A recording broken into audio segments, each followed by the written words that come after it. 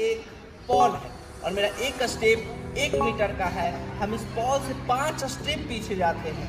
1 2 3 4 5। हम इस बॉल से 5 स्टेप पीछे आ चुके हैं और हमारा बॉल और हमारा डिस्टेंस जो है वो 5 मीटर का है। हम यहाँ पे खड़ा होकर इस बॉल के टॉप को 60 डिग्री के एंगल पर देख रहे हैं। तो इस बॉल की लेंथ क्या होगी, यही आज हम लोग इस वीडियो में जानेंगे।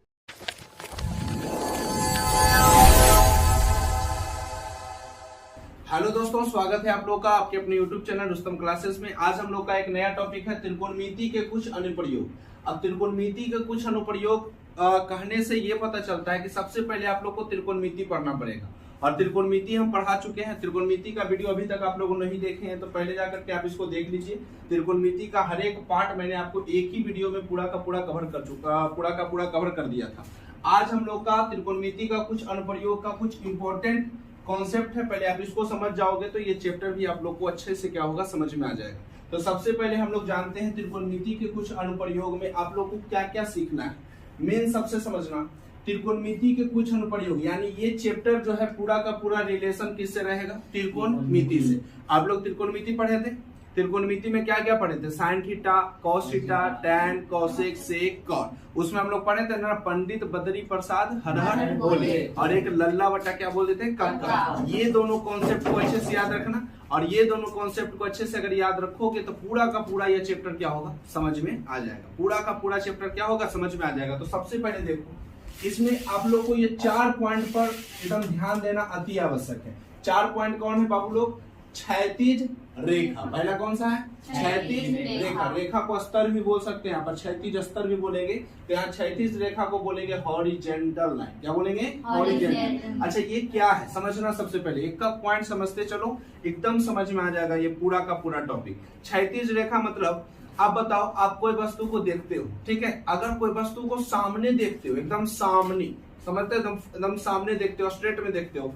अगर मान के चलो इसको हम एकदम देखेंगे सामने, तो हमारे आंख से लेकर के इसके बीच में जो हमारा क्या बनेगा, लाइन बनेगा, वही आपका कौन सा होगा, क्षैतिज रेखा। जो हमारा रेखा बनेगा इसको देखने, हमारी आंख से लेकर के इससे देखने पर जो हमारी क्या बनेगा, रेखा बनेगा, उसको बोलेंगे क्षैतिज रेखा। नहीं समझे।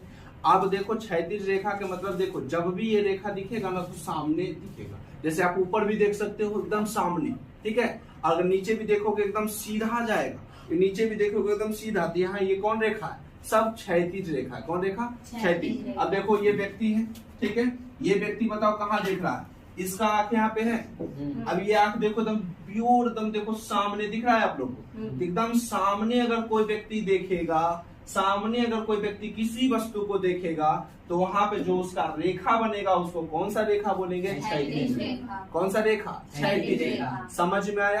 यानी अगर कोई भी व्यक्ति एकदम सीधे देखता है, अब सीधे का मतलब एकदम सीधे नहीं देख सकता, ऊपर भी देख सकता है, नीचे भी देख सकता है, कहीं भी, लेकिन रहना चाहिए कितना, सीधा, ठीक है। तो वहां पर आपका कौन सा रेखा बनेगा, ठीक है। ऊपर देखेगा तो इसका कैसा रेखा बनेगा, ऐसे नहीं, इसका ऐसे ऊपर परपेंडिकुलर जैसा, तो उसको भी क्या बोलेंगे, क्षैतिज रेखा। पहला कॉन्सेप्ट आप लोगों को पता चला। हॉरिजेंटल लाइन हमेशा सीधा होता है। आप लोग को कोऑर्डिनेट ज्योमेट्री में जब पढ़ाएंगे तो उसमें आपको इसका जिक्र होगा। हॉरिजेंटल लाइन, वर्टिकल लाइन क्या क्या होता है। जैसे क्षैतिज रेखा, ऊर्ध्वाधर रेखा। क्षैतिज एकदम सीधा एक अक्ष और बाई अक्ष कौन सा जाता है, वर्टिकल लाइन बोलते हैं। अब यहाँ देखो, ये हमारा क्षैतिज रेखा का। दूसरा क्या है, दृष्टि रेखा। कौन सा रेखा, दृष्टि रेखा। दृष्टि मतलब यहाँ दृष्टि का मतलब इधर उधर नजर आप कहीं भी कर सकते हैं। जैसे बताओ, अगर आपके पास में अगर कोई वस्तु है, जैसे ये वस्तु है, ठीक है। अब इसको हम देख रहे हैं, ठीक है। हम देखना आई कांटेक्ट कहाँ है, एकदम सीधा सीधा देख रहे हैं। कौन सा रेखा बन रहा है, क्षैतिज रेखा। कौन सा रेखा, क्षैतिज। लेकिन अगर यही वस्तु ऊपर चला गया तो हमको नजर कहाँ करना पड़ेगा, ऐसे देखेंगे तो दिखेगा नहीं दिखेगा। हमको इसको देखने के लिए क्या करना पड़ेगा, नजर ऊपर, तो ऊपर करना पड़ेगा। तो यहाँ पर कौन सा रेखा बनेगा, दृष्टि रेखा। और यही वस्तु अगर नीचे आ जाएगा तो नजर कहाँ रखना पड़ेगा, नीचे, तो यहाँ पर कौन सा रेखा बनेगा, दृष्टि। पता चला। अगर कोई भी वस्तु को ऊपर देख रहे हो दृष्टि रेखा होगा, नीचे भी देख रहे हो दृष्टि रेखा। जैसे आप बिल्डिंग पर एगो, चलो थोड़ा सा एक महाराज जी को ऊपर चढ़ा दिए, ठीक है। अब ये बिल्डिंग पर खड़ा है, अब नीचे एक बॉल है, क्या ऊपर से इस वस्तु को देख रहे हैं, तो ये कौन सा रेखा कहलाएगा, दृष्टि रेखा। यही वस्तु को अगर यहाँ पे देखिए, एक महाराज यहाँ भी है, यहाँ नीचे खड़ा होकर के पतंग को देख रहे हैं, तो पतंग को ऊपर देख रहे हैं, तो ये भी कौन रेखा कहलाएगा? दृष्टि रेखा। यानी वस्तु ऊपर भी रह सकता है, वस्तु नीचे भी रह सकता है, लेकिन जब आप उस वस्तु और अपने आंख के बीच में जो आपका रेखा बनेगा वही कहलाएगा दृष्टि रेखा। जिधर वस्तु जिधर दृष्टि, याद हुआ? जिधर वस्तु जिधर दृष्टि। अब वस्तु ऊपर है, अगर वस्तु कहाँ है? ऊपर, तो क्या आपको आंख नीचे करना पड़ेगा तब दिखेगा? सूर्य को कैसे देखते हैं? सूर्य अगर ऊपर है, सूर्य का ऊंचाई तो बहुत हम लोग से ऊंचा है, तो यहाँ पर बताओ सूर्य को अगर देखेंगे तो कहाँ नजर ऐसे करते हैं, ऊपर धीरे धीरे धीरे ऐसे देखते हैं, तो हमारा दृष्टि बनता है ऊपर। तो ऊपर वो कौन सा रेखा होगा? दृष्टि रेखा। अगर मान के चले हम बिल्डिंग पर खड़ा है, ठीक है, बिल्डिंग पर खड़ा हो गए और नीचे कोई गाड़ी मोटर चल रहा है, ठीक है, उसको हम ऐसे करके देख रहे हैं, तो हमारा दृष्टि नीचे जाएगा, तो वहाँ कौन रेखा होगा? दृष्टि रेखा। दृष्टि रेखा समझ जाना कि जिधर वस्तु रहेगा उधर दृष्टि आपका पड़ेगा, वही आपका दृष्टि रेखा है। वस्तु ऊपर भी रह सकता है, वस्तु नीचे भी रह सकता है। क्षैतिज रेखा क्या होगा? जब भी क्षैतिज रेखा काम करेगा तो हमेशा सीधा, हमेशा सीधा। अब देखोगे तो हमेशा एकदम सीधा, आई कांटेक्ट एकदम सीधा होना चाहिए, स्ट्रेट टू स्ट्रेट, ठीक है, एकदम बिल्कुल सीधा के सीधा रहना चाहिए, तो वहां पर होगा क्षैतिज रेखा। और दृष्टि रेखा अगर वस्तु ऊपर है, ऊपर देखो, वस्तु नीचे है, नीचे देखो। चिड़िया को देखना है तो कहाँ देखोगे? नीचे की ऊपर? ऊपर। चिड़िया अगर नीचे है तो कहाँ? नीचे। समझ में आया? तो वो है आपका कौन सा रेखा? दृष्टि रेखा। ये दोनों कॉन्सेप्ट आप लोग को पता चला कि नहीं? ये दोनों पता चला। अब एक चीज हम आपसे सिर्फ पूछेंगे, एक चीज देखो, आज का जो क्लास है हम लोग का पूरा इंट्रोडक्शन का है, अगर आप पूरे इससे इंट्रोड्यूस हो जाते हैं, ठीक है, अनुप्रयोग यानी त्रिकोणमिति के कुछ अनुप्रयोग अगर आप लोग को परिचय दे देता है कि हम ऐसे हैं, दृष्टि रेखा अगर आएगा तो हम दृष्टि रेखा कैसे कहेंगे, अगर मान के चलिए क्षैतिज रेखा होगा तो क्षैतिज रेखा किसको कहेंगे, अवनयन कोण, अवनमन कोण, ये सब अगर जान जाओगे ना तो क्वेश्चन बनाने में बहुत आसानी होगी। एकदम क्वेश्चन आप आराम से बना सकते हो, कोई हार्ड चैप्टर इसमें नहीं है। आपको लग रहा होगा कि ये इसमें क्या पढ़ा हुआ है, कुछ नहीं है, इसमें समझाने के लिए आपको सिर्फ पढ़े और कुछ नहीं है इसमें। अब देखो, क्षैतिज रेखा हम क्या बताएं? कोई भी वस्तु को सीधा देखना क्षैतिज, एकदम नॉर्मल समझाते हैं आप लोग। कोई वस्तु को सीधा देखना क्या कहलाएगा? क्षैतिज। अगर वस्तु ऊपर है तो ऐसे करके देखोगे तो सीधा, तो क्षैतिज होगा। एकदम ऐसे देखोगे तो कहाँ जाएगा? क्षैतिज। अगर मान के चले ऐसे देखोगे तो कहाँ जाएगा? क्षैतिज। और दृष्टि कहाँ जाएगा? जिधर वस्तु उधर दृष्टि, ऐसे करके देखते हो चारों बगल से, ठीक है, तो इधर तिरंगी उड़ा है तो उधर देखिए, ऊपर उड़ रहा है ऊपर देखिए, नीचे रहा है नीचे, किधर भी आप कर सकते हैं, ठीक है। 360 डिग्री पे घुमाइए, किधर भी घूमना, 360 डिग्री पर नहीं घूमेगा क्योंकि अटक जाएगा ना, इसी प्रकार। अब देखो, क्षैतिज आप समझ गए, दृष्टि समझ गए, उन्नयन कोण समझो, कौन सा कोण? उन्नयन। अब देखो, उन्नयन कोण का काम क्या होता है? अगर कोई भी वस्तु को ऊपर देख रहे हैं तो वहां पर उन्नयन कोण आता है। कौन सा कोण आता है? उन्नयन कोण। अगर कोई वस्तु को नीचे देख रहे हैं तो वहां पर अवनमन कोण आता है। कौन सा कोण? याद हुआ? नहीं याद हुआ? क्या बोले हम कि अगर कोई वस्तु को ऊपर देखना है तो वहां पर कौन कोण आएगा? उन्नयन कोण। अगर कोई वस्तु को नीचे देखना है कौन सा कोण आएगा? अवनमन। अवनमन, नीचे अवनमन, ऊपर उन्नयन, ऊपर उन्नयन, नीचे अवनमन। समझ में आया? अब देखो, उन्नयन कोण का मतलब समझना। आपसे हम एकदम बेसिक कॉन्सेप्ट पूछते हैं, आप लोगों को पता होना चाहिए। अगर मान के चलिए, अगर बुर्ज खलीफा आप जानते हैं, अभी तो सबसे बड़ा है वही, अभी तो उसको और भी बन रहा है, नया नया एकदम इमारत तो खड़ी हो रही है।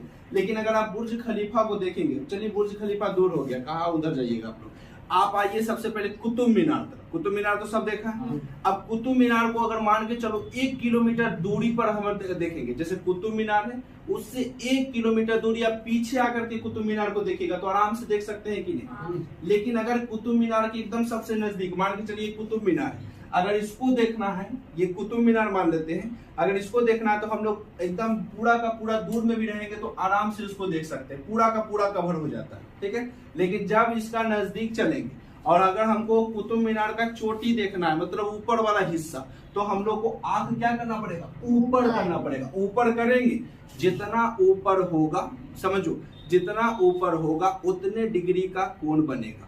जितना आप आसानी से देख लोगे, जितना दूर रहोगे उतना डिग्री का कम बनेगा। समझ में नहीं आया? जैसे अगर मान के चलो कोई वस्तु को अगर बहुत दूर है, आप कोई वस्तु को देख रहे हो, ठीक है, आप कोई वस्तु को देख रहे हो तो आंख को ऊपर उतना करना नहीं पड़ेगा, आप आराम से देख लोगे, तो यहाँ पर डिग्री एंगल जो बनेगा बहुत क्या बनेगा? कम। लेकिन अगर वस्तु हमारा जब नजदीक आ जाता है, तब उसके लिए हमको क्या करना पड़ता है, आंखों को तकलीफ देना पड़ता है कि नहीं, ऊपर ऐसे करना पड़ता है। तो जितना ऊपर करोगे उतना डिग्री बनेगा, जितना ऊपर करोगे उतना डिग्री का एंगल बनेगा। मान के चलो हमको ये हिस्सा चाहिए लाइन, तो क्या हम ऐसे देखेंगे तो ये लाइन दिख जाएगा हमको? नहीं दिखेगा। मान के चलो एक लाइनें पढ़ देते हैं। अब इसको देखना है तो क्या हम ऐसे देखेंगे तो दिखेगा? इसको देखने के लिए क्या करना पड़ेगा? ऊपर ऐसे करके क्या करना पड़ेगा? मूरी उठाना पड़ेगा। ऊपर जितना उठाइएगा कष्ट होगा कि नहीं? कष्ट तो होगा। तो कष्ट होगा तो डिग्री भी बढ़ेगा, नहीं बढ़ेगा? अब जैसे 30 डिग्री पर आप यहाँ 30 डिग्री देख रहे हैं तो यहाँ पक्का कितना डिग्री हो जाएगा? 60 डिग्री। मान के चलिए 60 डिग्री, ठीक है। तो यानी आप समझो, अगर कोई भी वस्तु को दूर से आप देख रहे हैं तो वहां डिग्री कम बनता है। अगर आप नजदीक चले गए और वहां पे देख रहे हो तो आपको जितना क्या करना पड़ेगा, सर उठाना पड़ेगा, उतने डिग्री का एंगल बनेगा। समझ में आ गया इतना दूर? कहीं प्रॉब्लम है तो बोलो। सबसे पहले अगर कोई वस्तु को ऊपर देख रहे हैं उन्नयन कोण, कोई वस्तु को नीचे देख रहे हैं अवनमन, क्षैतिज रेखा, कोई वस्तु को सीधे देख रहे हैं क्षैतिज रेखा, कोई वस्तु को ऊपर नीचे जहां तहां कहीं भी देखिए दृष्टि रेखा। उन्नयन कोण, जब अगर कोई वस्तु को ऊपर देख रहे हैं और वहां जो कोण बनेगा, कौन कोण बनेगा? उन्नयन। अब कोई वस्तु को नीचे देख रहे हैं, वहां जो कोण बनेगा, कौन कोण बनेगा? अवनमन, उन्नयन, दृष्टि, क्षैतिज। कोई भी प्रॉब्लम यहाँ तक? अब देखिए त्रिकोणमिति में अब आप लोग तो ये चारों पॉइंट समझ गए। अब ये जो फिगर है उसको हम अच्छे से क्या करते हैं, समझाते हैं, ठीक है। सबसे पहला फिगर है ये दिख रहा है आप लोगों को? बाबू साहब दिख रहा है? ये दिख रहा है?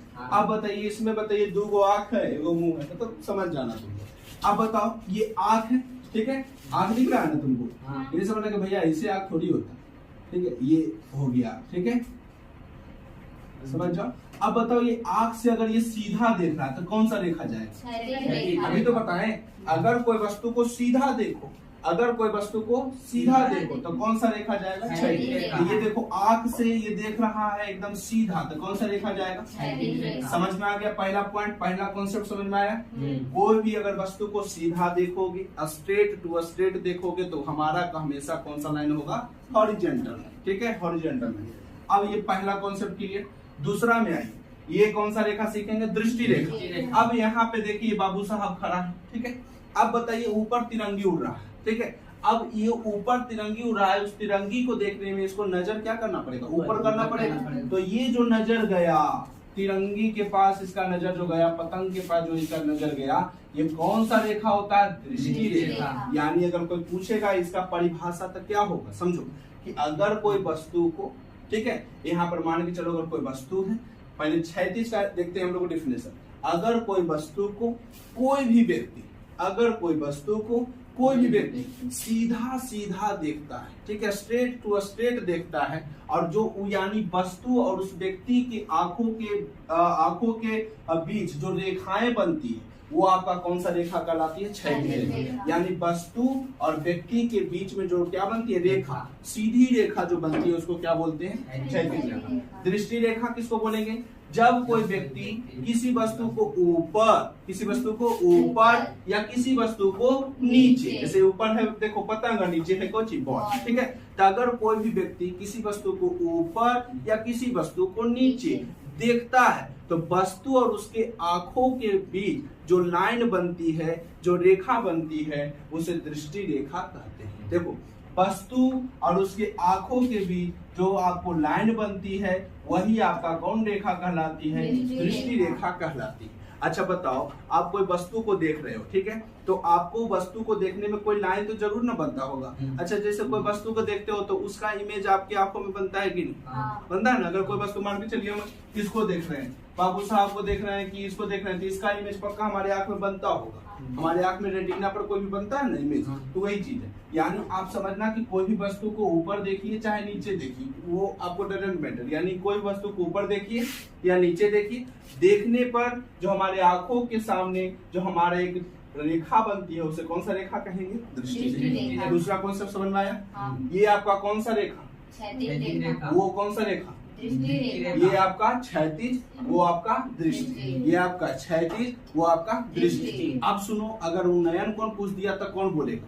उन्नयन कोण यानी वो तो समझ जाओ कि भाई हम अगर कोई वस्तु को ऊपर देखेंगे उन्नयन कोण, लेकिन आपको अगर परिभाषा देखना तो अच्छे से देखोगे ना, तो उन्नयन कोण इसको बोलेंगे क्षैतिज रेखा और दृष्टि रेखा के बीच बने हुए कोण को उन्नयन कोण कहते हैं। याद हुआ? क्षैतिज रेखा दृष्टि रेखा के बीच बने हुए कोण को उन्नयन कोण कहते हैं, एंगल ऑफ एलिवेशन। ठीक है, यानी एंगल ऑफ एलिवेशन यानी आपका जब भी क्षैतिज रेखा और दृष्टि रेखा के बीच में जो कोण बनता है उसको उन्नयन कोण बोलते हैं। लेकिन उन्नयन कोण का खास बात यही याद रखना कि ये वस्तु हमेशा रहेगा ऊपर, ये वस्तु हमेशा रहेगा ऊपर। अगर मान के चलो यहाँ पर बताना तुम लोग कुछ कॉन्सेप्ट बताना कि हम बिल्डिंग पर खड़ा है, ठीक है, और हम बिल्डिंग से एक कार को जाते हुए देख रहे हैं ऐसे करके, कौन सा कोण बन रहा है बताओ? उन्नयन या अवनमन?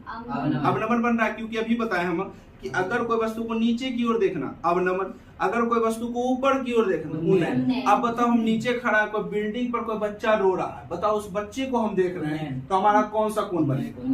उन्नयन कोण। कौन सा कोण? उन्नयन। यानी कोई वस्तु को ऊपर देखेंगे उन्नयन कोण, कोई वस्तु को नीचे देखेंगे अवनमन। अगर बताइए अगर बुर्ज खलीफा को हम 4 किलोमीटर दूर से देखेंगे, ठीक है, बुर्ज खलीफा को 4 किलोमीटर दूर से देखेंगे और वही बुर्ज खलीफा को दोबारा हम उसके नजदीक में जाकर के देखेंगे, ज्यादा कोण कहाँ बनेगा? ज्यादा कोण कहाँ बनेगा? जब हम उसके नजदीक जाएंगे तो हम लोग को थोड़ा सा आग क्या करना पड़ेगा? उठाना पड़ेगा, फिर देखेंगे बाप कितना लंबा है, देखें तब तो पता चलेगा कितना लंबा है। अब ऐसे देखते हो कितना लंबा लंबा आदमी, उसको ऐसे करके नाप दोगे अंगुली से, ये दोनों में अट जाएगा, नेट जाता है दूर से, लेकिन नजदीक आओगे तो एकदम लगेगा कि कितना लंबा है ये। जितना दूर रहेगा वो वस्तु उतना ही क्या दिखता है? छोटा दिखता है। और जैसे जैसे नजदीक आता है वो धीरे धीरे क्या होता है? बड़ा होते चल जाता है। तो ये तो आप उन्नयन कोण समझ गए। उन्नयन कोण किसको बोलेंगे? क्षैतिज रेखा दृष्टि रेखा के बीच बने हुए कोण को उन्नयन कोण कहते हैं। लेकिन उन्नयन कोण का खासियत हमें ना होना चाहिए ऊपर। कहाँ होना चाहिए? ऊपर होना चाहिए। ठीक है, यानी ऊपर कोई वस्तु को देखेंगे उन्नयन कोण। अवनमन कोण आइए, इस प्रेक्षक को देखिए, इस बाबू साहब को देखिए कैसे कैसे काम कर रहा है। देखिए इसका जो आंख, देखिए इस बॉल पे जा रहा है इसका नजर। अब बताइए ये कहाँ देख रहा है? नीचे की ऊपर? नीचे देख रहा है। अब नीचे देखेगा तो कौन सा कोण बनेगा? अवनमन कोण। तो इसका परिभाषा क्या होगा? अब वही है, जब भी देखना अगर कोई नीचे देखेगा ऐसे करके वस्तु, तो इसका आंख का जो भाग होगा वो हमेशा एक क्षैतिज रहता है। ठीक है, वो हमेशा क्षैतिज रहेगा। तो यहाँ नीचे देखा तो इसके सामने वो क्षैतिज हमेशा लाइन रहेगा, हमेशा वो क्या रहेगा? लाइन, क्षैतिज रेखा। तो यहाँ पे बताओ इसका भी परिभाषा क्या होगा? क्षैतिज रेखा, और ये भी कौन सा रेखा? दृष्टि रेखा। ये भी तो कौन सा रेखा? दृष्टि रेखा। ये अभी तो बताए थे, ऊपर देखिए चाहे नीचे देखिए सब आपका कौन सा रेखा? दृष्टि रेखा। तो क्षैतिज रेखा और दृष्टि रेखा के बीच बने हुए कोण को उन्नयन भी बोलते हैं, और क्षैतिज रेखा अवनमन, क्षैतिज रेखा और दृष्टि रेखा के बीच बने हुए कोण को अवनमन भी बोलते हैं। लेकिन खास बात क्या है? उन्नयन ऊपर होता है, अवनमन नीचे होता है। बस यही कॉन्सेप्ट खाली कंप्लीट करके रखो। उन्नयन कहाँ होगा? ऊपर। अवनमन कहाँ होगा? नीचे। उन्नयन देखिए जैसा कि दिख रहा है आप लोगों को ऊपर, उन्नयन कोण जैसा कि दिख रहा है आप लोगों को नीचे, अवनमन। समझ में आ गया? कहीं कोई प्रॉब्लम यहाँ तक? 4 पॉइंट आपको मैंने पढ़ाया, 4 पॉइंट में कहीं भी कोई दिक्कत है पूछो, कहीं भी कोई दिक्कत है पूछो। पहले बात देखिए, क्षैतिज रेखा जल्दी बताओ कहाँ देखेंगे हम लोग? सीधा। तो क्षैतिज हो गया कंप्लीट। उसके बाद क्षैतिज रेखा हमेशा हर जगह बनेगा, उन्नयन में भी बनेगा, अवनमन। उन्नयन में बन रहा है कि नहीं? देखो तो उन्नयन में नहीं बन रहा है क्षैतिज, अवनमन में नहीं बन रहा है। ठीक है, ये दोनों के लिए। ठीक है, क्षैतिज हमेशा बनेगा। दृष्टि रेखा कहाँ होगा? वस्तु को किधर भी रखिए, हम दृष्टि को आगे बढ़ाते चलेंगे। ठीक है, तो हमारा क्या होगा? दृष्टि रेखा। वस्तु ऊपर है तो नजर ऊपर, वस्तु नीचे है नजर नीचे। ठीक है, अगला ये उन्नयन कोण। क्षैतिज रेखा दृष्टि रेखा के बीच बने हुए कोण को उन्नयन कोण बोलते हैं। लेकिन खास बात क्या है? उन्नयन कोण हमेशा वस्तु को ऊपर रखा जाता है तभी उन्नयन कोण बनता है। उसके बाद आइए अवनमन कोण। क्षैतिज रेखा दृष्टि रेखा के बीच बने हुए कोण को अवनमन कोण बोलते हैं। लेकिन इसमें खास बात क्या है कि वस्तु रहेगा नीचे। समझ में आ गया? अब देखिए जो आपको हम क्लास 10th में पढ़ाए थे अभी तुरंत, जो बताए थे त्रिकोणमिति, एक ही वीडियो में पूरा बताए थे ना त्रिकोणमिति, उसमें हम आपको कुछ इस प्रकार से कुछ रूबरू करवाए थे ये कॉन्सेप्ट से। था कुछ जिसमें पंडित बद्री प्रसाद बोले थे, हर हर बोले, लेकिन चलो उसको हम हटा दिए। लल्ला बटा क्या याद रखना? कक्का। लाल बटा कक्का, लाल बटा कक्का। अब समझो लाल मतलब यल से क्या होता है? लंब। के से ए से आधार, के से यल से लंब, ए से आधार। वो तो पता चल जाता है, यल मतलब लंब, ए मतलब आधार, ए से कर। अब ऊपर साइन कॉस टैन, नीचे कॉसेक सेक कॉट। अगर साइन कॉस टैन याद है, कॉसेक सेक कॉट ऑटोमेटिक याद हो गया, ठीक है, क्योंकि साइन कॉस टैन जैसे चलेगा वैसे कॉसेक सेक कॉट चलेगा, ठीक है। उसका उल्टा होता है ना, साइन थीटा बराबर होता है फॉर्मूला लंब बटा, तो कॉसेक थीटा बराबर कर्ण बटा, कॉस थीटा बराबर आधार बटा कर्ण, तो कॉस थीटा कॉसेक थीटा बराबर कर्ण बटा आधार, टैन थीटा बराबर लंब बटा आधार, तो कॉट थीटा बराबर आधार बटा लंब। वही चीज यहाँ देखिए लिखा हुआ है, साइन थीटा बराबर लंब बटा कर्ण, कॉस थीटा आधार बटा कर्ण, टैन थीटा लंब बटा आधार, कॉसेक थीटा कर्ण बटा लंब, सेक थीटा कर्ण बटा आधार, कॉट थीटा आधार बटा लंब। ये आप नॉर्मल कॉन्सेप्ट था, सब समझ गए आप लोग। अब देखिए जो हम आपको बताने वाले, ये जो बताएंगे ना अभी, वो पूरा का पूरा चैप्टर में काम करेगा, तो इसको आप अच्छे से देख लो। अब हम लोग क्या करते हैं ना, चैप्टर की ओर बढ़ते हैं। अब देखिए हमारे स्क्रीन पे कुछ दिख रहा होगा आप लोग को। अब देखिए ये फिगर जो है, ये कुछ ऐसा इस प्रकार से जो फिगर हमने पढ़ा है, आप लोग सोच रहे होंगे कि इसको हमने क्यों पढ़ा। ये चीज आप लोग को समझाने के लिए पढ़ रहे हैं, क्योंकि अगर आप इसको सीखते हो तो पूरा का पूरा चैप्टर आप लोग को समझ में आएगा। जैसे देखिए हम लोग बारी बारी से हर एक फिगर को देखेंगे, और तुम लोग को लेके चलना क्या है, sine cos tan cosec sec cot, पांचों छवो चीज जो त्रिकोणमिति में हमने पढ़ाया था। क्या पढ़ाया था, लाल बटा काल। ये चीज को नहीं भूलना है बाबू, क्योंकि अगर ये चीज अगर आप भूल जाते हो तो त्रिकोणमिति का कुछ अनुप्रयोग में क्वेश्चन नहीं आपसे बनेगा। ये चीज एकदम चाहिए कि साइन थीटा बराबर लंब बटा कर्ण, कॉस थीटा बराबर आधार बटा कर्ण, टैन थीटा बराबर लंब बटा आधार, ये चीज चाहिए आप लोग को। तो ऊपर क्या होता है साइन, वो फिर क्या होता है कॉस, फिर क्या होता है टैन, और यही तीनों चीज ज्यादा फेमस रहेगा। सबसे ज्यादा फेमस बताओ इस तीनों में क्या है इस चैप्टर में, टैन सबसे इंपॉर्टेंट टैन है। टैन बहुत जगह यूज होगा, साइन भी यूज होगा, कॉस भी यूज होगा, लेकिन टैन ज्यादा यूज होगा। बाकी कॉसेक सेक कॉट बहुत कम यूज होगा, ठीक है। अब यहाँ पर देखिए साइन कॉस टैन हो गया, नीचे क्या होता है कॉसेक, और फिर क्या होता है सेक, और फिर क्या होता है कॉट। हमने लिख दिया इसको। अब समझना बढ़िया से। यहाँ पर अगर हम 4 दे दिए, कितना दे दिए 4, सबसे पहले इसको 4 नहीं देते, सबसे पहले हम आपको इसको पूरा का पूरा बता देते हैं। ये क्या कहलाता है बाबू, आप लोग पढ़ाए थे ना, लंब। क्या पढ़ाए थे, ये क्या कहलाता है आधार, ये क्या कहलाता है, आप लोग को पढ़ा दिए थे। लंब यानी परपेंडिकुलर, कर्ण यानी हाइपोटेनस, और आधार यानी बेस, ठीक है, तीनों चीज बता दिए थे। वो तो आपको फिगर है, ये कौन सा त्रिभुज होता था हम लोग, समकोण। कौन सा होता था, तो ये तो कॉन्सेप्ट हो गया, बेसिक कॉन्सेप्ट, ठीक है, बेसिक कॉन्सेप्ट। अब देखिए मेन यहाँ से स्टार्ट करते हैं, ठीक है। तुम लोग दिमाग लगाना, कौन सा कहाँ पे कौन सा ये छवों में से कौन सा सेट होगा, ठीक है। यहाँ हम दे दिए 4, क्या दे दिए 4, फिगर में आपको 4 मिला हुआ है, ठीक है।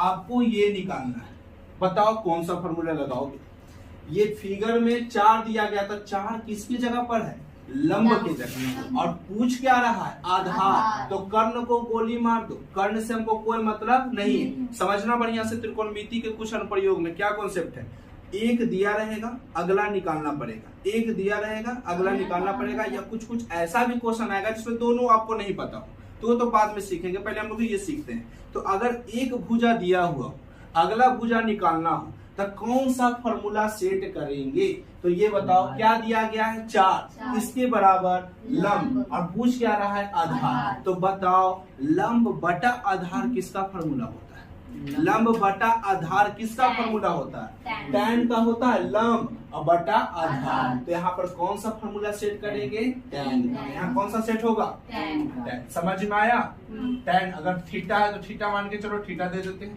टैन थीटा का फॉर्मूला सेट होगा। अब कहेगा कि भैया टैन थीटा के सेट करेंगे, लंब बटा आधार तो और किसी का होता होगा, तो देखो और किसका है, लंब बटा आधार। सिर्फ लंब और आधार से मतलब होना चाहिए, कर्ण उसमें इंटरफेयर नहीं होना चाहिए, ठीक है। लंब आधार है, और अगर टैन हम इसमें यूज कर सकते हैं तो कॉट भी यूज कर देंगे। कॉट ने होगा आधार बटा लंब, तो वो भी तो यूज हो जाएगा, तो टैन भी होगा यूज, कॉट भी होगा यूज, लेकिन हम लोग को यूज क्या करना है, ठीक है, क्योंकि कॉट तो उसका सोचो वो उल्टा है, तो टैन ज्यादा फेमस है, टैन का यूज करना। अब बताओ ये फिगर आप लोगों को समझ में आया, एक दिया रहेगा अगला निकालना पड़ेगा, आपको सेट करना है कौन सा फॉर्मूला वहां पे बनेगा। जैसे अब ये फिगर में हम आपको दे दिए 5, क्या दे दिए 5, और ये आपको कह दिए निकालने के लिए, बताओ कौन सा फॉर्मूला लगाओगे। 5 दे रहे कर्ण और पूछ दिया लंब, कौन फार्मूला होता है लंब और कर्ण के रिलेशन में, तो लंब बटा कर्ण किसका होता है? साइन लगा सकते हो इसमें, साइन लगा सकते हो, साइन थीटा। ठीक है, अब बताओ साइन अगर लगा दिए तो एक चीज और लगेगा, कॉसेक थीटा। तो साइन थीटा भी लगा सकते हो, कॉसेक थीटा भी लगा सकते हो, लेकिन लगाना कौन? साइन। समझ में आया? पता चल रहा है कैसे बनेगा? ये पूरा का पूरा कॉन्सेप्ट समझना बढ़िया से। अगला और आपको हम देते हैं, अगर मान के चलिए अगर हमको ये 10 दे दिया, ठीक है, और हमको ये पूछ दिया, बताओ कौन सा सेट करोगे? 10 दे दिया और हमको वो पूछ दिया, कौन सा सेट करोगे? कौन सा सेट करोगे? कॉस। तब कैसे कॉस सेट करोगे? क्योंकि हमको पूछ दिया क्या है? आधार। पूछा कौन? कर्ण। कर्ण और आधार का रिलेशन कौन कौन सा फंक्शन बताता है? आधार और कर्ण का रिलेशन देखो, लंब बटा कर्ण, इसमें लंब है, लंब से कोई मतलब है हमको? लंब को गोली मारो, क्योंकि पूछिए ना तो कहा हम उधर जाएंगे। हमको चाहिए आधार और कर्ण चाहिए। आधार है, कर्ण है, कौन देगा? कॉस। और कॉस के साथ और कौन से दे सकता है? कॉस भी दे सकता है, सेक भी दे सकता है। आप दोनों से बनाओगे आंसर दोनों का सेम ही आएगा, अलग नहीं आएगा। यानी याद रखना इसमें कौन कौन सेट होगा? कॉस भी सेट होगा और सेक भी सेट होगा। पता चल रहा है सब कॉन्सेप्ट? ये पूरा यूज करेंगे हम लोग किस चीज में? क्वेश्चन में। ठीक है, और क्वेश्चन में आप यहाँ मार नहीं खा जाना है, सब क्वेश्चन को अच्छे से देखना है, टोटल को टोटल। अब यहाँ बताओ, इसमें आइए, अगर हम इसमें आपको दे देंगे 5, ठीक है, क्या दे दिए? 5, और आपको हम इसमें दे दिए 10, दोनों में दे दिए। हमको ये निकालना है, इसका कितना कितना निकाल सकते हो? 5 भी दे दे, 10 भी दे दे, हमको चाहिए कर्ण। तो रिलेशन कौन कौन दे सकता है? देखो, इसका रिलेशन हम 5 से भी बना सकते हैं, इसी का रिलेशन हम 10 के साथ भी बना सकते हैं। वो आप पर डिपेंड है, आप किसको पकड़ो। नहीं समझो, जैसे कि अगर इसको निकालना है, हम लोग को कर्ण निकालना है, हमको कर्ण निकालने के लिए पहले देखो कि कौन कौन सा भुजा दिया है। हम लोग को भुजा आधार भी पता है, लंब भी पता है, हमको कर्ण निकालना है। तो कितना फॉर्मूला बन सकता है बताओ? सबसे पहले लंब बटा कर्ण बन, अगर इसको मान लो 10 को पकड़ो, पहले किसको पकड़ो? 10। लंब पकड़ लिए, हमको कर्ण निकालना है, लंब बटा कर्ण कौन देगा? चलिए साइन दे दिया हमको, और कौन देगा? कॉसेक। इसके अकॉर्डिंग दे दिया हमको, ठीक है। अब हम इसको पकड़ते, अच्छा इसके अकॉर्डिंग और कोई देगा हमको? देखो तो और कोई देगा? साइन और कॉसेक के अलावा कोई नहीं देगा। इसे बताओ क्या है? आधार। ये क्या है? कर्ण। अब बताओ इसका रिलेशन कौन कौन देगा? आधार बटा कर्ण कौन कौन देगा? कॉस देगा, और कौन देगा? सेक। इसके अलावा और कोई नहीं देगा, क्योंकि लंब भी पता है, आधार भी पता है। तो लंब आधार तो tan में है ही, कॉट में है, तो ये कौन कोई रिलेशन थोड़ी देगा। यानी इसका कितना रिलेशन बन सकता है? Sine cosec, cos sec. अगर इसको पकड़ोगे, 10 को पकड़ोगे तो साइन कॉसेक बनेगा, अगर 5 को पकड़ोगे तो कॉस और सेक बनेगा। पता चल रहा है सब? कहीं दिक्कत है? अब यहाँ देखिए, इसमें और थोड़ा सा हम लोग चेंज करते हैं। मान के चलिए ये हमारा दे दिया 5 और ये हमारा दे दिया 10, और हमको पूछ दिया ये लंब। हमको कर्ण दिया गया है, आधार दिया गया है, लंब पूछ दिया। बताओ क्या करोगे तुम लोग? क्या करोगे? कौन कौन सा फॉर्मूला पकड़ोगे? तो सबसे पहले 5 को पकड़ के देखो, 5 को पकड़ के देखो तो ये 5 क्या है? कर्ण है, पूछा लंब है। कर्ण लंब कौन देता है बताओ जरा? साइन कॉसेक देगा, साइन कॉसेक दे देगा, ठीक है। अब 10 को पकड़ के चलो तो लंब और आधार कौन देगा? लंब और आधार कौन देगा? tan और कॉट। समझ में आया? कहीं कोई भी प्रॉब्लम हुआ? सब समकोण त्रिभुज है। बस हम आपको यही चीज बताए हैं इसमें कि अगर आप लोग को एक भुजा दिया गया हो, अगला भुजा निकालना हो, उसका रिलेशन पूरा इस पर बैठाएंगे, इस पर बैठा करके निकालेंगे कि कौन सा फंक्शन वहां लगेगा, और जो फंक्शन लगेगा बस बैठा करके, और जितना डिग्री के कोण बनेगा, मान के चलिए 90 डिग्री बना तो 90 रखना है, 60 रखना है तो 60 रखना है, तो आपको हम बता देंगे। लेकिन पूरा का पूरा इसी के अनुसार पूरा चैप्टर आपका क्या होगा? फिनिश होगा। समझ में आ गया? उम्मीद है दोस्तों कि आपको सारे कॉन्सेप्ट क्लियर हो गए होंगे, लेकिन इसके साथ साथ कुछ और भी देखने की आवश्यकता पड़ती है। हाइट एंड डिस्टेंस के चैप्टर को बनाने में इसमें सबसे बड़ा योगदान मैंने बताया था कि पूरा का पूरा त्रिकोणमिति का है। अब त्रिकोणमिति में क्या ध्यान देना पड़ेगा आप लोग को कि इसमें सबसे पहले आप लोग को ये चार्ट जो यहाँ पे लिखा हुआ है ना, ये पूरे चार्ट आपको एकदम याद होनी चाहिए। कहाँ पर कितना डिग्री का कौन सा कोण होता है, कितना मान होता है, ये सारे कॉन्सेप्ट। अब देखिए यहाँ पे आपको मिनिमम 3 चीज याद रखना है, sign theta, cos theta, tan theta. बाकी तो आप लोग जानते हैं ना कि साइन थीटा का उल्टा क्या होता है? कॉसेक थीटा, और कॉस थीटा का उल्टा होता है सेक थीटा, और टेन थीटा का उल्टा होता है कॉट थीटा। तो अगर साइन थीटा के आप सारे एंगल का मान जानते हैं, ज्यादा नहीं जानना है, 0 डिग्री से 90 डिग्री तक जानना है, तो साइन जीरो का मान जीरो होता है। ये कैसे आता है मैंने आपको त्रिकोणमिति के चैप्टर में बता दिया था। साइन जीरो का मान एकदम याद कर लो, साइन जीरो का मान जीरो होता है। साइन 30 का मान 1/2 होता है। साइन 45 का मान 1/√2 होता है। साइन 60 का मान √3/2 होता है। और साइन 90 का मान 1 होता है। उसी प्रकार से कॉस जीरो का मान 1, कॉस 30 का मान √3/2, कॉस 45 का मान 1/√2, कॉस 60 का मान 1/2 और कॉस 90 का मान 0 होता है। ठीक है।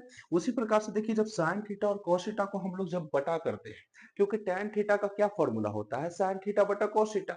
टैन थीटा निकालने के लिए कुछ नहीं करना पड़ता है दोस्तों, साइन थीटा और कॉस थीटा के जो मान है ना उसको आप बटा कर दो। 0/1 आंसर 0 आएगा।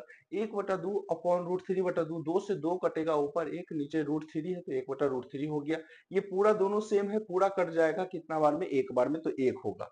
इसमें बताइए साइन 60 का मान √3/2, 1/2 है तो इसमें 2 से 2 कटा तो ऊपर क्या बचा √3 और 1/0 का मान हमेशा इनफिनाइट। यहाँ याद रखने की ये आवश्यकता पड़ेगी ना दोस्तों कि जीरो का अगर उल्टा पूछे आपसे, जीरो का अपोजिट क्या होता है, इनफिनाइट होता है। इनफिनाइट का उल्टा क्या होता है, जीरो होता है। यहाँ तक कोई दिक्कत नहीं है। लेकिन देखिए जब हम हाइट एंड डिस्टेंस के क्वेश्चन को सोल्व करेंगे तो उसमें ज्यादातर आप यूज करना कि हम साइन लगावे, कॉस लगावे, टेन लगावे, क्योंकि हाइट एंड डिस्टेंस का मतलब क्या होता है, ऊंचाई और दूरी। ठीक है। अब ऊंचाई और दूरी हमको साइन थीटा नहीं देगा, कॉस थीटा नहीं देगा, हमको ज्यादातर कौन देता है, टेन थीटा। तो इसमें सबसे ज्यादा अगर कोई फेमस है ना तो वो टेन थीटा है। टेन थीटा बहुत बार यूज आएगा आपको हाइट एंड डिस्टेंस के प्रश्न को। अब देखिए यहाँ पे हाइट एंड डिस्टेंस का जो प्रश्न है उसको हम लोग अब करते हैं। देखिए क्वेश्चन क्या है, धरती पर एक मीनार है। ठीक है, धरती पर एक क्या है बाबू, मीनार है और ऊर्ध्वाधर खड़ी है। धरती के एक बिंदु से जो मीनार के पाद बिंदु से 15 मीटर दूर है। मीनार के शिखर का उन्नयन कोण 60 डिग्री है। तो मीनार की ऊंचाई ज्ञात करना है। सबसे पहले देखिए करना कुछ नहीं है, करना यहाँ पे कुछ नहीं है। सबसे पहले हम लोग क्या करते हैं ना, यहाँ पे समझिए आप लोग। ठीक है, इसका इस्तेमाल हम लोग कर लेते हैं आपको समझाने के लिए। कहता है धरती है एक, चलिए एक धरती ले लेते हैं। धरती को क्या बोला जाता है बताइए, धरती को बोला जाता है बेस। क्या बोला जाता है दोस्तों, बेस बोला जाता है। तो चलिए एक बेस ले लेते हैं हम, ये हमारा बेस हो गया। ओके, यहाँ तक कोई भी प्रॉब्लम नहीं होना चाहिए, एकदम बढ़िया से आप समझना। धरती पर एक मीनार ऊर्ध्वाधर खड़ी है। अब ये धरती है, अगर कोई मीनार आप टावर देखे होगे तो ऊर्ध्वाधर खड़ी है तो इस धरती पर एकदम लंबा खड़ा होगा। सोचने की बात है ना कि इसमें धरती पर जो एक मीनार है ऊर्ध्वाधर खड़ी है तो यहाँ पर एकदम लंबा एक क्या होगा, मीनार होगा। तो चलिए यहाँ पे हम लोग एक लंबा मीनार ले लेते हैं, ये हमारा मीनार हो गया। ठीक है, ये हमारा मीनार हो गया। देखिए ये पूरा का पूरा भूमि है, उस पर एक मीनार को मैंने खड़ा कर दिया। ठीक है, अब कहता है एक मीनार ऊर्ध्वाधर खड़ी है धरती के एक बिंदु से। धरती का एक बिंदु ये हुआ, दूसरा बिंदु वो हुआ, तो दूसरा बिंदु पर तो मीनार खड़ा है। मीनार खड़ा है दूसरा बिंदु पर और पहला बिंदु हमारा धरती का है। यहाँ कहता है एक बिंदु से जो मीनार के पाद बिंदु से 15 मीटर दूर है। क्या कहा, धरती पर एक मीनार ऊर्ध्वाधर खड़ी है, एक मीनार ऊर्ध्वाधर खड़ी है। धरती के एक बिंदु से, धरती का ये बिंदु है, मीनार के पाद बिंदु। पाद बिंदु का मतलब आप समझना दोस्तों, पाद बिंदु मतलब क्या होता है, मीनार के पाद बिंदु मतलब मीनार का पाद मतलब पैर होता है। ठीक है, तो मीनार का पैर क्या है, ये है ना, और धरती का बिंदु ये है। तो धरती का बिंदु और मीनार के पाद बिंदु का जो बीच की दूरी है वो कितना मीटर है, तो 15 मीटर है। तो इसको हम दर्शाते हैं, ये हमारा जो है कितना है, 15 मीटर है। तो 15 मीटर मैंने दर्शा दिया। यहाँ तक कोई भी प्रॉब्लम आपको नहीं होना चाहिए। ठीक है, अब क्या कहा कि मीनार के शिखर का उन्नयन कोण, मैंने क्या बताया था अभी आपको कि उन्नयन कोण अवनमन कोण कैसे पहचानना होता है। उन्नयन कोण, अगर नीचे से कोई वस्तु को ऊपर देख रहे हैं तो वहां पे उन्नयन कोण बनता है। अगर ऊपर से नीचे कोई वस्तु को देख रहे हैं तो वहां पे कौन सा कोण बनता है, अवनमन कोण बनता है। तो ये सारे कॉन्सेप्ट आपको अच्छे से क्लियर होनी चाहिए दोस्तों। अब यहाँ पे देखिए कहता है कि मीनार के शिखर का उन्नयन कोण 60 डिग्री है। तो मीनार के जो शिखर का उन्नयन कोण है वो कितने डिग्री है दोस्तों, 60 डिग्री है। तो सबसे पहले हम क्या करते हैं ना, उन्नयन कोण, मीनार के जो शिखर है, शिखर का मतलब कोई व्यक्ति होगा, वो नीचे से खड़ा होकर के, वो नीचे से क्या होकर के, खड़ा होकर के उस मीनार को देख रहा होगा और वहां पर उसका जो एंगल बनता है वो कितना डिग्री बनता है, 60 डिग्री बनता है। कितना बनता है दोस्तों, 60 डिग्री बनता है। तो बस यही सारे कॉन्सेप्ट को लेकर के यहाँ पे चलना है और कुछ नहीं करना है। ये जो मैंने ले लिया, देखिए ये मैंने एक ले लिया। यहाँ पे जो है ना, यहाँ देखिए नीचे कोई व्यक्ति खड़ा होगा और वहां पे खड़ा होकर के उस मीनार को देख रहा होगा। ये हमारा क्या है, मीनार है। मीनार मतलब एम समझ जाइए आप। ठीक है, ये आप ऐसे समझ जाओ मीनार। ठीक है, ये आपका जो है क्या है, मीनार है। ओके, समझ जाओ आप लोग। अब यहाँ पे देखिए ये मीनार हुआ, ये धरती हुआ, और कोई व्यक्ति नीचे से खड़ा है। यहाँ पे कोई व्यक्ति है दोस्तों, और वो क्या कर रहा है ना, ये खड़ा है नीचे धरती पर, और धरती से कोई वस्तु को ऊपर देख रहा है। जैसे हम लोग खड़ा रहते हैं और कोई टावर वगैरह होता है तो हम लोग खड़ा होकर के नीचे से ऊपर देखते हैं, तो हमारा आंखों के बीच में कुछ तो कोण बना होगा ना। तो यहाँ पर जो कोण बनता है जब आप नीचे से कोई वस्तु को ऊपर देख रहे हैं, तो याद रखना उन्नयन कोण होता है। जब ऊपर से आप किसी वस्तु को देखेंगे तो वहां अवनमन कोण होता है। तो ये व्यक्ति देखा उस शिखर को, तो यहाँ पर इसका आंखों के बीच में जो कोण बना, मीनार और इसकी आंखों के बीच में जो कोण बना, वो 60 डिग्री का बना। कितना डिग्री का? 60 डिग्री का। तो मीनार की ऊंचाई निकालना है, मतलब हमको मीनार का ऊंचाई निकालना है, यानी हाइट निकालना है मीनार का। इस मीनार की ऊंचाई निकालना है। इसका नाम दे देते हैं ए, इसका नाम दे देते हैं बी, इसका नाम दे देते हैं सी। कोई प्रॉब्लम नहीं है। अब यहाँ पे ध्यान देना ये है ना, यहाँ पे ध्यान देना है कि ये वाला जो इसको, ये इसको नहीं पढ़ना है, ये ध्यान देना आप लोग, ठीक है? इसे नहीं पढ़ना है, बस वो समझाने के लिए किया गया था। अब यहाँ पे हमारा फिगर तैयार हो चुका, ठीक है?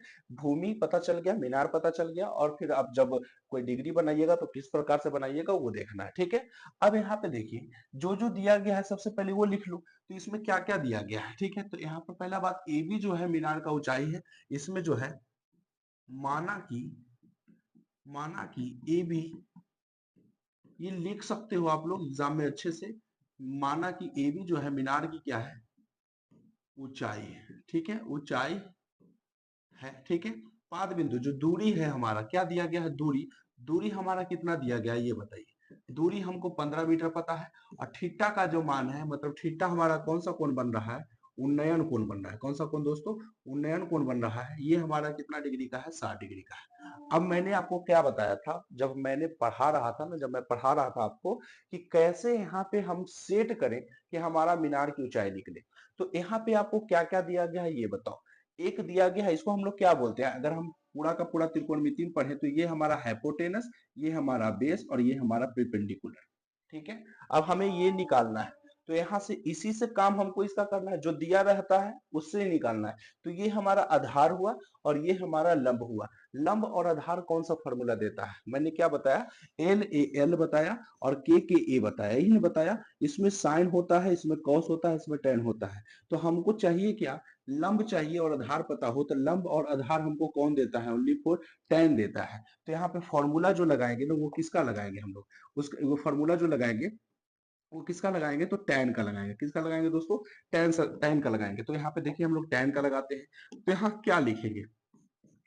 टैन थीटा, त्रिभुज एबीसी में लिख लो, त्रिभुज ए बी सी में हम लोग चले, टैन थीटा बराबर क्या होता है फॉर्मूला? लंब बटा आधार। यहाँ लंब का नाम क्या है? ए बी, तो ए बी दे दीजिए, और आधार का नाम क्या है यहाँ पर? बी सी, तो बी सी दे दीजिए। अब देखिए जो मान है बस पुट करिए। टैन थीटा का मान कितना डिग्री है? 60 डिग्री। अब बराबर ए बी हमें निकालना है ना, ए बी हमें निकालना है, तो ए बी को ए बी ही रखने देते हैं। बी सी हमारा कितना है? 15 है। अब आपको पता होना चाहिए टैन 60 का मान, इसीलिए मैंने आपको ये पूरा त्रिकोणमिति का टेबल बताया था। टैन 60 का मान कितना होता है? √3 होता है। टैन 60 का मान कितना होता है दोस्तों? √3 होता है। तो इसीलिए मैंने आपको बताया था कि आपको हेल्प होगा मान को रखने में। टैन 60 का मान √3 रख दो, नीचे कुछ नहीं तो 1 रख सकते हैं।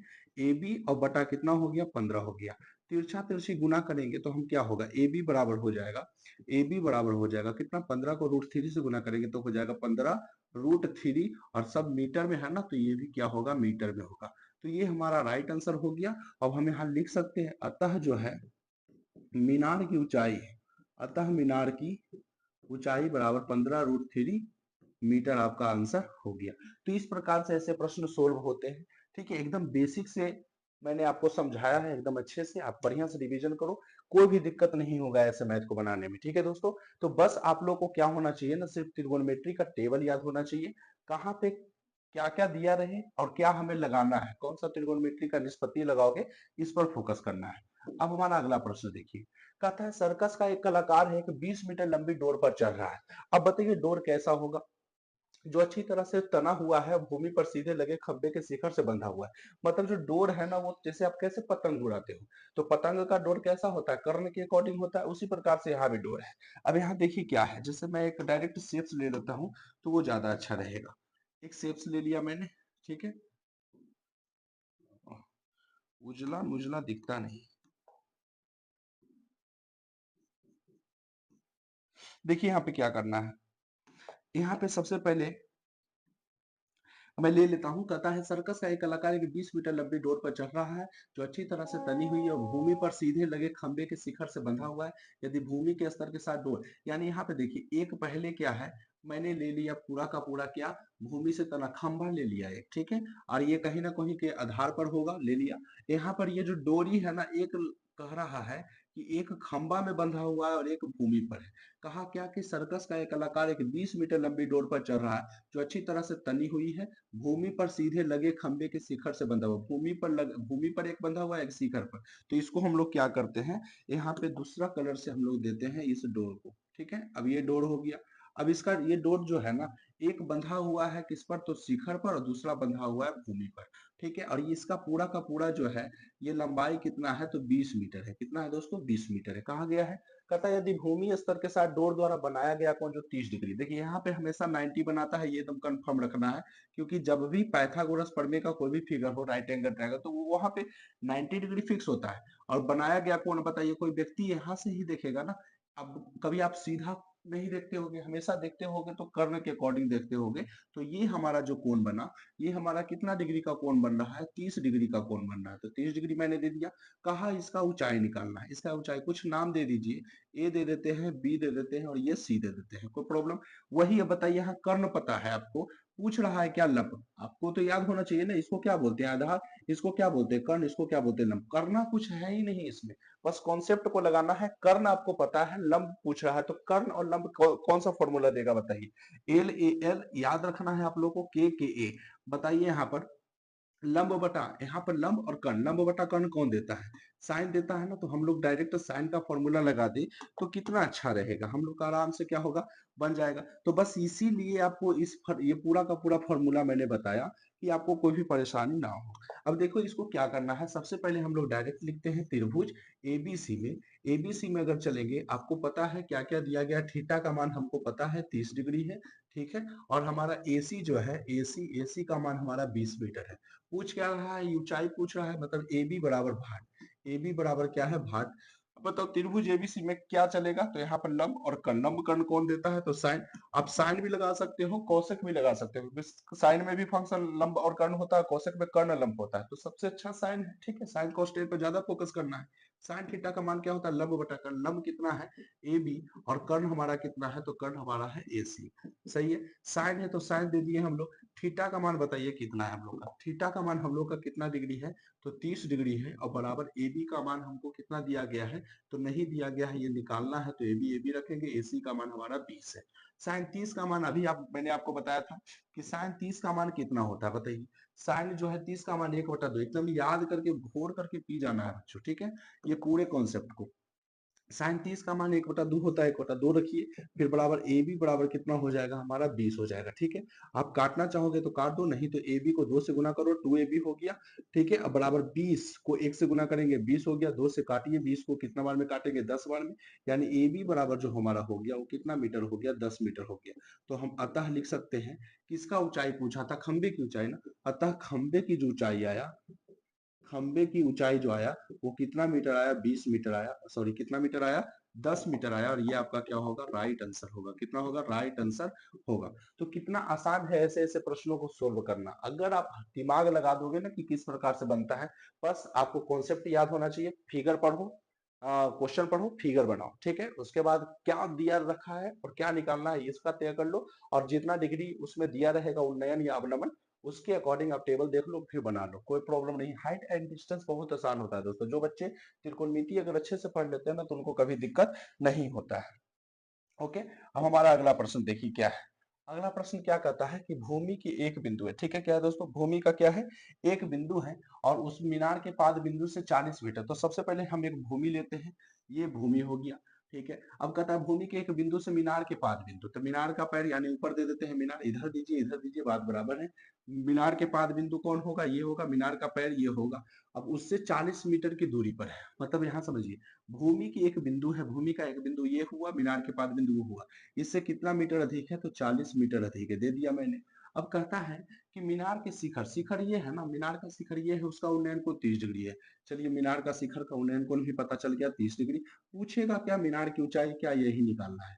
आप लोग को कितना समझ में आ गया होगा, कोई भी दिक्कत नहीं होना चाहिए। ABC मान लीजिए, बताइए यहाँ पर हमको वो निकालना है और आधार दिया गया, आधार और लंब का रिश्ता कौन बताता है? tan बताता है। तो हम लोग क्या लिखेंगे, त्रिभुज ABC में थीटा बराबर पता करिए कितना दिया गया है, 30 डिग्री दिया गया है, थीटा बराबर 30 डिग्री। और फिर हमारा BC जो है वो कितना दिया गया है, तो 40 मीटर दिया गया है। ठीक है, BC कितना दिया गया है दोस्तों, 40 मीटर दिया गया है। ठीक है, अब यहाँ तक बताइए, कोई भी प्रॉब्लम है तो बताइए आप लोग। अब यहाँ पर देखिए क्या है, त्रिभुज ABC में हो गया। ठीक है, अब हमारा यहाँ पे कौन सा फंक्शन लगेगा, तो लंब और आधार कौन देता है, tan थीटा देता है। तो यहाँ चलेंगे, tan थीटा बराबर लंब कितना है, तो AC है, आधार कितना है, तो BC है। tan थीटा का मान बताइए कितना है, तो 30 डिग्री है, और बराबर AC तो हमको निकालना है ना, AC हमको निकालना है, और AB हमको कितना दिया गया है, BC कितना दिया गया है, 40 मीटर दिया गया है। tan 30 का मान याद रखना है आप लोग को, tan 30 का मान 1/√3 होता है, और बराबर AC बटा कितना हो गया, 40 हो गया। आप AC को √3 से गुना करो तो √3 AC बराबर हो गया कितना, 40। अब इसमें बताइए, √3 AC बराबर 40 होगा, तो AC बराबर कितना होगा, 40, और ये गुना में √3 तो नीचे भागा में √3।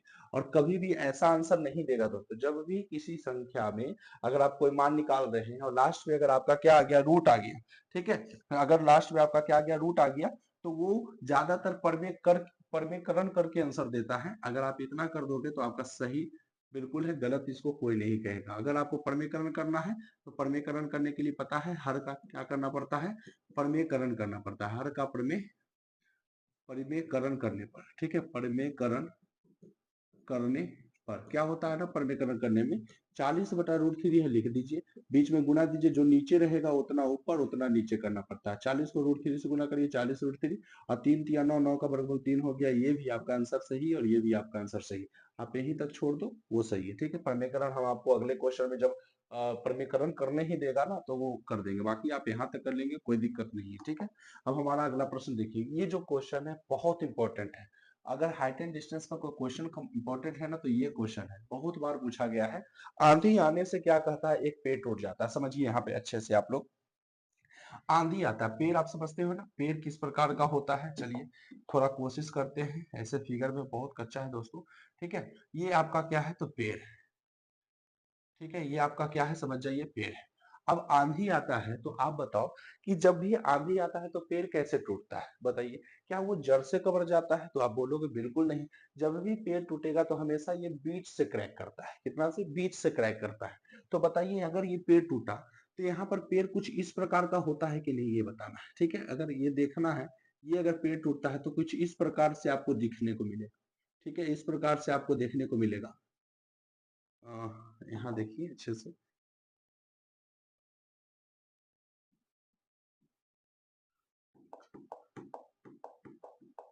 देखिए पेड़ जो टूटेगा ना वो ऐसे होता है। ठीक है, ये हो गया, ठीक है, ये ऊपर, ठीक है, और ये कुछ इस प्रकार से आपको पेड़ क्या होगा, टूटता हुआ नजर आएगा।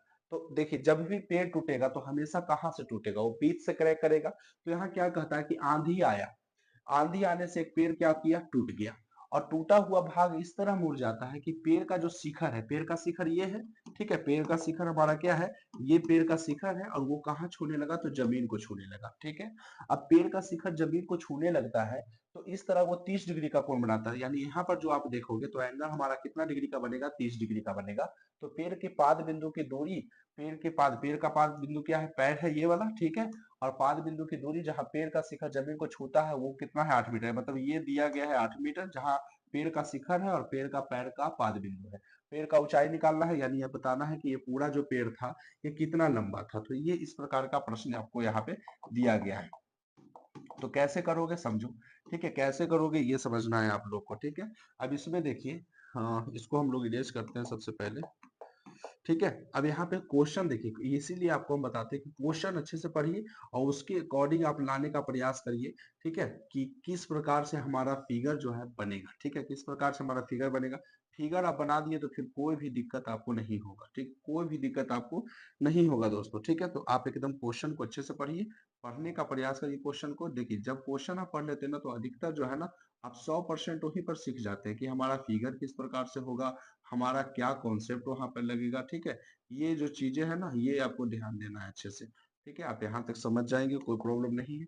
अब देखिए समझिए कि हमारा ये है टोटल का टोटल यहाँ से यहाँ तक पेड़ है, ठीक है, पूरा का पूरा पेड़ है, मतलब यहाँ से बी और डी जो है हमारा ये पेड़ का ऊंचाई है। ठीक है, आंधी आया, यहाँ से पेड़ क्या किया, क्रैक कर गया, यहाँ से पेड़ क्या किया, क्रैक कर गया। ठीक है, अब यहाँ से पेड़ क्रैक करता है तो ये जो भाग है पूरा वो इस प्रकार का नीचे गिर जाता है, यानी ये जो आपका ऊपर वाला जो शिखर था वो आकर के नीचे हो गया और इसका शिखर कहाँ छूने लगता है, जमीन को छूने लगता है।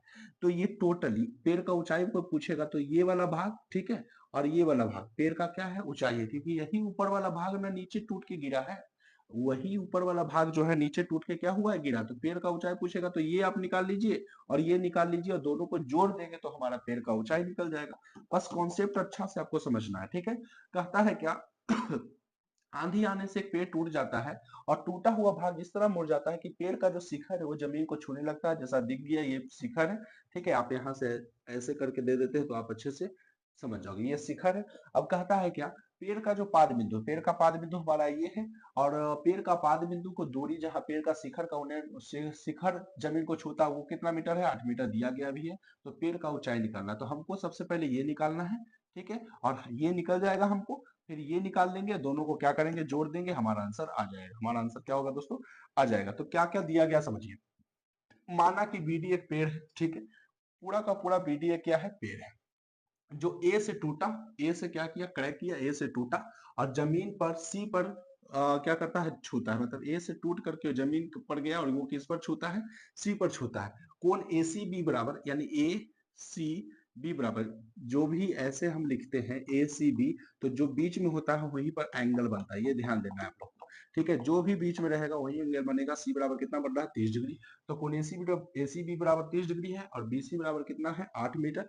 हमको चलना है, सबसे पहले हमको ये भाग निकालना है और पूरा का पूरा भाग किससे निकलेगा, तो ये आधार से ही निकलेगा। ठीक है, ये पूरा किससे निकलेगा, आधार, क्योंकि हमको आधार पता है, ये निकाल लेंगे, फिर उसके बाद ये लंब पता हो जाएगा तो लंब और कर्ण का रिश्ता करके कर्ण निकाल देंगे, दोनों को जोड़ देंगे, आ जाएगा हमारा। तो इसमें चलते हैं त्रिभुज एबीसी में, ए बी सी में कौन सा फॉर्मूला लगाएंगे, ये पता है, ये हमको निकालना है, मतलब हमारा आधार पता है, लंब निकालना है। तो आधार लंब का रिश्ता कौन बताता है, tan थीटा बराबर ना, तो यहाँ से हम लोग चलेंगे tan थीटा, tan थीटा बराबर क्या होगा, लंब बटा आधार, लंब पूरा क्या हुआ, तो ए बी हुआ और आधार कितना है हमारा, बी सी हुआ। ठीक है, tan थीटा का मान हमारा कितना होगा बताइए, 30 डिग्री होगा। ठीक है, ए बी का मान हमारा कितना है, तो ए बी को हम लोग P मान लिए हैं, आप ए बी को ए बी ही रखिए, कोई प्रॉब्लम नहीं है। ठीक है, तो हम लोग ए बी को ए बी ही रखते हैं और बी सी हमारा 8 है। tan 30 का मान 1/√3 होता है, याद रखना आप लोग को, ए बी बटा कितना हो गया, 8 हो गया। तिरछा तिरछी गुना करेंगे तो √3 ए बी बराबर हो जाएगा 8 हो जाएगा, यानी ए बी बराबर जब निकालेंगे ना तो हमारा 8 है, ये गुना में √3 नीचे आ जाएगा भागा में, यानी ए बी बराबर √3 मीटर। इतना का मान हमारा 8/√3 आ चुका है, 8/√3 मीटर। अब हमको ये पता हो गया, अगर हमको ये पता हो जाएगा ना तो इसको और इसको दोनों को जोड़ करके आराम से हमारा क्या होगा, पेड़ की ऊंचाई निकल जाएगा।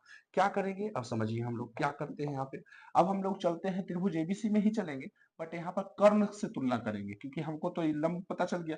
तो लंब बटा कर्ण या कर्ण बटा आधार का कोई फॉर्मूला लगा दीजिए, बताइए कौन सा फॉर्मूला आप लगाओगे। अगर हम निकाल देते हैं, कर्ण है और नीचे क्या है, आधार है, तो तुलना करोगे तो इससे भी आएगा, इससे भी आएगा, दोनों में से किसी से तुलना कर लो। तो कर्ण बटा आधार जो है किसका फॉर्मूला होता है, ये बताइए। एक cos थीटा का होता है, आधार बटा कर्ण, तो क्या इससे नहीं निकल जाएगा। तो यहाँ से हम लोग चलेंगे कौन सा थीटा, cos थीटा से क्या होता है फॉर्मूला, आधार बटा कर्ण। तो आधार कितना है हमारा, बीसी है। बस फॉर्मूला याद रखना, जो बच्चे फॉर्मूला याद करके आए हैं उनको यहाँ पे हाइट एंड डिस्टेंस में एक भी प्रश्न दिक्कत नहीं होगा। जिसको फॉर्मूला ही नहीं पता चल रहा है तो वो अच्छे से याद नहीं किए होंगे, और जिसको फॉर्मूला नहीं पता चल रहा है तो ये सब क्वेश्चन आपको समझ में नहीं आएगा, इसलिए फॉर्मूला सबसे इंपॉर्टेंट है। आधार आधार हमारा बीसी है, कर्ण कितना है, एसी है। ठीक है, और कॉस थीटा का मान तो हमारा वही रहेगा दोस्तों, 30 डिग्री रहेगा। बीसी हमारा कितना है, 8 है, और एसी हमारा कितना है बताइए। एसी हमको तो निकालना है ना, तो एसी को हम लोग एसी ही रखते हैं। कॉस 30 का मान याद रखना है आप लोग को, √3 बटा कितना होता है, 2 होता है, और यहाँ पर कितना होता है, √3 बटा 2 होता है, यहाँ पर 8 बटा क्या हो गया, एसी हो गया। अब यहाँ लिखेंगे √3 एसी बराबर, बताइए √3 को एसी से गुना के तो √3 एसी बराबर कितना हो जाएगा हमारा, तो 8 को 2 से गुना करेंगे तो 8 गुना 16, तो एसी बराबर जो हो जाएगा 16, ये गुना में √3 नीचे आ गया, भागा में √3, 16/√3 मीटर। और अभी बना नहीं है दोस्तों, ठीक है, अभी हमको क्या करना है ना, अभी हमको क्या करना है, इसको क्या करना है, जोड़ना है। ठीक है, क्या करना है, जोड़ना है। तो किस प्रकार से जोड़ेंगे ये समझिए, किस प्रकार से हम जोड़ेंगे ये समझना है। तो हम लोग निकालते हैं किसका, तो पेड़ की ऊंचाई निकालते हैं। पेड़ की ऊंचाई निकालते हैं तो पेड़ का जब ऊंचाई निकालेंगे, पेड़ की ऊंचाई जब निकालेंगे तो क्या होगा समझिए। पेड़ की ऊंचाई क्या क्या है बताइए। पेड़ का ऊंचाई एक ए बी है, ठीक है, ए बी है और प्लस में एक ए सी है। तो ए बी प्लस अगर ए सी कर देते हैं तो हमारा पेड़ का ऊंचाई निकल जाएगा। ए बी प्लस ए सी कर देते हैं तो समझिए, अब ए बी प्लस ए सी करते हैं तो पेड़ का ऊंचाई निकलेगा। ए बी हमारा कितना आया, तो 8/√3 आया, ठीक है, प्लस हमारा ए सी कितना आया, तो 16/√3 आया, ठीक है। अब यहाँ √3 का एलसीएम √3 होगा। अब ऊपर क्या होगा, 8 + 16 8, √3 से √3 कटा तो 8 हो गया, प्लस 16 हो गया, 16 और 8 कितना हो गया, 24/√3 हमारा मीटर होगा, 24/√3 मीटर। और मैंने आपको जैसा बताया था कि जब भी कोई भी संख्या के नीचे रूट लगा रहे ना तो परमीकरण बिल्कुल करिए। परमीकरण करने के लिए क्या करना पड़ता है समझिए। परमीकरण करने के लिए क्या करना पड़ता है, जैसे 24/√3 है, इसका परमीकरण करिए। परमीकरण करेंगे तो क्या होगा, परमीकरण करते हैं, ठीक है, परमीकरण करते हैं तो यहाँ 24/√3 है, लिख दीजिए। नीचे भी, नीचे जो रहता है वो ऊपर लिखाता है और नीचे भी लिखाता है। 24 को √3 से गुना करिए, 24√3 बटा में 3 तिया 9, 9 का वर्गमूल 3 होगा, 3 8 24 कट गया, यानी 8√3 हमारा क्या होगा, 8√3 मीटर हमारा क्या होगा, राइट आंसर होगा। तो हम कह सकते हैं अतः, अतः जो है पेड़ की ऊंचाई, अतः पेड़ की 5 नंबर का क्वेश्चन पूछेगा दोस्तों, एकदम अच्छे से कंप्लीट कर लेना है।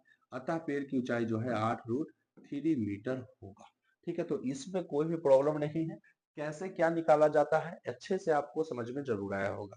ठीक है, आप अच्छे से 2 से 3 बार रिवीजन करो, हर एक जो है ना कॉन्सेप्ट आपको समझ में आ जाएगा कि किस प्रकार से क्वेश्चन सोल्व होते हैं। कहता है भूमि के एक बिंदु है, उससे मीनार के पाद बिंदु से 30 मीटर की दूरी पर है। मीनार के शिखर का उन्नयन कोण 30 डिग्री है। मीनार की ऊंचाई ज्ञात करना है। ये तो बिल्कुल आसान क्वेश्चन है। देखिए क्या करना है, सबसे पहले भूमि एक ले लीजिए, ले लिए, और उस पर मीनार है, चलिए मीनार मैंने खड़ा कर दिया। अब उसके पाद बिंदु से और इसका भूमि का एक बिंदु कितना दिया गया है, 30 मीटर दिया, दे देते हैं 30 मीटर, ठीक है। अब कहता है क्या कि मीनार के शिखर का उन्नयन को, जब आप भूमि पर खड़ा होकर मीनार को देख रहे हैं तो यहाँ पे बनता है कितना डिग्री, 30 डिग्री दिया रखा, बस हो गया खत्म। मीनार की ऊंचाई मतलब ये निकालना है, ए दे दीजिए, बी दे दीजिए, सी दे दीजिए, कुछ है दोस्तों, कुछ भी नहीं है ये सब। ठीक है, तो यहाँ पर बताना है क्या, हम लोग चलेंगे यहाँ से, ठीक है, हम लोग चलेंगे त्रिभुज, त्रिभुज एबीसी, ठीक है, हम लोग चलेंगे त्रिभुज एबीसी से। ये देखिए आप लोग,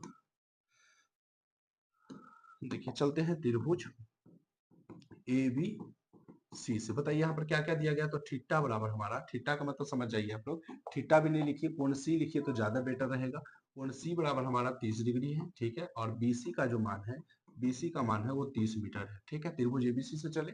बताइए लंब पूछा है, आधार दिया गया, कौन सा फॉर्मूला आप लगाओगे, tan थीटा लगाओगे। tan थीटा का बताइए लंब बटा आधार, लंब कितना है ए बी है और आधार कितना है बीसी है। tan थीटा का मान कितना है, 30 डिग्री है, और ए बी का मान हमको निकालना है, बीसी का मान हमारा 30 है। tan 30 का मान कितना होता है बताइए, 1/√3 होता है, शायद ये हम पीछे बनाए थे क्या। अच्छा, ए बी और बटा में कितना हो गया, 30 हो गया। अब बताओ ए बी को √3 से गुना करो तो √3 ए बी हो गया, बराबर कितना हो गया, 30 हो गया। ए बी का जब आप मान निकालोगे, ए बी का क्या होगा दोस्तों, जब आप मान निकालोगे तो कितना होगा, तो 30 होगा, और गुना में √3 नीचे आ गया, भागा में 30/√3 मीटर। आप चाहो नीचे रूट में है तो परमीकरण करो, तो ए बी बराबर जो होगा हमारा कितना होगा, 30/√3 हुआ था ना। अब इसका परमीकरण करेंगे तो √3 ऊपर √3 नीचे। परमीकरण का मतलब होता है नीचे में जो भी रूट में लिखा हुआ है वो ऊपर गुना करके वो ऊपर, और उतना नीचे आपको करना पड़ेगा। आप उतना कर करके कैलकुलेशन करोगे ना, तभी आपका पूरा का पूरा परमीकरण का आंसर आता है दोस्तों। ठीक है, तो यहाँ पर क्या करेंगे हम लोग, 30 को √3 से गुना करेंगे तो 30√3 हो गया। और बताइए 3 तिया 9, 3 तिया कितना होता है, 9 होता है ना, 9 का वर्गमूल 3 होता है, तो डायरेक्ट कर देते हैं। 3 दाहे 30, यानी ए बी का जो मान होगा हमारा कितना होगा, 10√3 मीटर होगा। तो अतः हम कह सकते हैं, किसका था, मीनार था ना, अतः मीनार की जो ऊंचाई है, मीनार की ऊंचाई जो हमारा आया वो कितना आया हमारा, तो हमारा मीनार की ऊंचाई आया 10√3 मीटर। इस प्रकार से आपका आंसर आता है। ठीक है, आप अच्छे से प्रैक्टिस करना, कोई भी प्रॉब्लम नहीं होगा। अब देखिए 1.5 मीटर लंबा एक प्रेक्षक है। प्रेक्षक का मतलब क्या होता है, देखने वाला, ठीक है, जो व्यक्ति देख रहा है उसको प्रेक्षक कहा जाता है। 1.5 मीटर लंबा एक आदमी है, ठीक है, मतलब 1.5 मीटर मैंने दे दिया है, दर्शा दिया है। 1.5 मीटर लंबा है, एक आदमी है, ठीक है, यहाँ से लेकर के यहाँ ये एक आदमी है, और कहता है उसकी आंखों से, यानी 1.5 मीटर लंबा एक प्रेक्षक एक चिमनी से, चिमनी आप समझते हैं ना, भट्ठा जहाँ पे ऐटा ओटा क्या होता है, पकता है। 1.5 मीटर लंबा एक प्रेक्षक एक चिमनी से 28.5 मीटर की दूरी पर है। मतलब ये पूरा का पूरा एक चिमनी है, ये पूरा चिमनी है, और यहाँ पर 1.5 मीटर लंबा है। जैसे मान के चलो आपका पूरा का पूरा ये चिमनी है, ठीक है, ये पूरा चिमनी है, ठीक है, आप यहाँ पे खड़ा हो तो आपका भी तो कुछ ऊंचाई होगा, और चिमनी का तो ऊंचाई है ही, चिमनी का ऊंचाई तो है ही, और आपका भी कुछ ऊंचाई, अगर मान के चलिए पूरा चिमनी का ऊंचाई अगर आपको पता है 30 मीटर, ठीक है, और आपको पता है कि हम 10 मीटर के हैं, ठीक है, तो बताइए कि अगर चिमनी का ऊंचाई आपको पूरा पता है 30 मीटर, ठीक है, और हमको नहीं, चिमनी का ऊंचाई आपको 30 मीटर नहीं पता है, चिमनी का ऊंचाई जो है आपको पता है, चलिए ठीक है, इसी पे बता देते हैं। चिमनी का ऊंचाई 30 मीटर है और आपका ऊंचाई कितना है, 10 मीटर। कितना है दोस्तों, 10 मीटर। तो अगर आप बताओ, आप यहाँ 10 मीटर है तो इधर भी कितना मीटर होंगे, 10 मीटर होंगे, ठीक है, 10 मीटर हो गए। तो अगर आपको पूरा पूछे कि चिमनी का पूरा ऊंचाई 30 मीटर है, जिसमें आप जो है 10 मीटर का है, और ये यहाँ से यहाँ तक भाग पूछे, तो आप क्या करते हो, नॉर्मली 30 में से 10 क्या करते हो, घटा देते हो, तो कितना आता है, 20 आता है। तो उसी प्रकार से यहाँ भी करना, जो भी चिमनी का ऊंचाई होगा उसमें से हम 1.5 को घटा देंगे तो ये वाला भाग निकलेगा। तो इसका कहाँ पे क्या जरूरत पड़ता है ना, ये देखना। तो ये सब कॉन्सेप्ट आप अच्छे से समझिए कि किस प्रकार से बनाया जाता है, तो फिर आपको प्रश्न में दिक्कत नहीं होगा। नहीं तो बहुत प्रश्न में दिक्कत होता है दोस्तों कि क्या कैसे क्या मानना है, बच्चे एकदम परेशान हो जाते हैं। अब कहता है 1.5 मीटर लंबा एक प्रेक्षक है, ठीक है, 1.5 मीटर लंबा एक क्या है, प्रेक्षक है, एक चिमनी से 28.5 मीटर की दूरी पर है। 28.5 मीटर का क्या है दोस्तों, दूरी पर है। चिमनी के शिखर का उन्नयन कोण 45 डिग्री है। जब ये यहाँ से खड़ा होकर के यहाँ देख रहा है, वो पूरे चिमनी का जब पूरा सिर से देखता है ना, तो उसका जो कोण बनता है वो 45 डिग्री बनता है। तो चिमनी की ऊंचाई निकालना है, मतलब ये पूरा का जो है ऊंचाई आपको निकालना है। कैसे निकालोगे, यही नहीं, टोटल लास्ट तक उसमें आप 1.5 ऐड कर देना तो पूरा चिमनी निकल जाएगा। तो करना क्या है समझिए, सबसे पहले हम लोग किससे चलेंगे, यहाँ ध्यान देना है। सबसे पहले देखिए, अगर 1.5 मीटर यहाँ एक कोई खड़ा व्यक्ति है, तो 1.5 मीटर जो इसकी ऊंचाई होगी, आगे जब चलोगे तो उसका ऊंचाई भी 1.5 होगा। ये दोनों का 1.5 है, ठीक है। अगर यहाँ पे 1.5 मीटर तो आगे भी 1.5। ये पूरा जो है चिमनी है, ये पूरा जो है क्या है, चिमनी है, उसकी ऊंचाई दिया रखा है, और ये आप है। तो आप 1.5 मीटर यहाँ से यहाँ तक आप ही हो गए, तो आगे भी 1.5 मीटर तो ये हो गया हमारा। हमको पूरा चिमनी पूछा है। जब ये यहाँ पे कहा गया कि जो व्यक्ति खड़ा है एक बिंदु पर, और जहाँ चिमनी है वहां एक बिंदु पर जो उसकी पूरी की दूरी है, मतलब चिमनी की पाद बिंदु की दूरी जो 28.5 है, 28 क्या है दोस्तों, 5 है। तो आगे भी अगर हम देखें तो यहाँ पर भी 28.5 ही होगा, ठीक है। अब इसी प्रकार से देखो, इसमें मीनार, इसमें कैसे क्या क्या, क्या निकालते हैं, ठीक है, आप समझिए यहाँ पर। हाँ, ठीक है। अब यहाँ से हम लोग क्या क्या चलते हैं ये समझना है। सबसे पहले क्या क्या दिया गया है बताइए, CD और BE दोनों बराबर है। तो CD बराबर जो है, ठीक है, CD बराबर जो है, CD बराबर BE जो है, हमारा कितना दिया गया, CD और BE दोनों बराबर है ना, उतना उसमें हमको कितना पता है, तो 1.5 मीटर पता है, क्योंकि दोनों का मान बराबर है। 1.5 मीटर इधर भी तो 1.5 मीटर इधर भी। और बताओ क्या बराबर है, तो BC और DE, ठीक है, BC और DE जो है, ठीक है, BC और क्या ED बोलिए या DE बोलिए, BC और DE बराबर कितना है, 28 पॉइंट कितना है, 5 मीटर है। यहाँ तक कोई भी प्रॉब्लम नहीं है। अब हम लोग चलते हैं त्रिभुज AED में। हमको आधार पता है ना, हमको लंब निकल जाएगा। आधार जब पता है तो हमको क्या निकल जाएगा, लंब आराम से निकल जाएगा। अब कैसे निकालोगे ये समझना हम लोग को। तो यहाँ से हम लोग चलते हैं त्रिभुज ADE में। अब बताइए, थीटा आपको पता है ना, कोण D बराबर कितना डिग्री है, कोण D बराबर हमको पता है 45 डिग्री, ठीक है, कोण D बराबर हमें क्या पता है, 45 डिग्री पता है। अब हम लोग चलते हैं त्रिभुज AED में, ठीक है, AED या ADE करिए, कुछ भी करिए, कोई दिक्कत नहीं है। तो चलते हैं त्रिभुज ADE में, ठीक है। अब यहाँ बताइए, हमको लंब निकालना है, आधार दिया गया, कौन सा फॉर्मूला लगाओगे, tan का ही लगाओगे ना।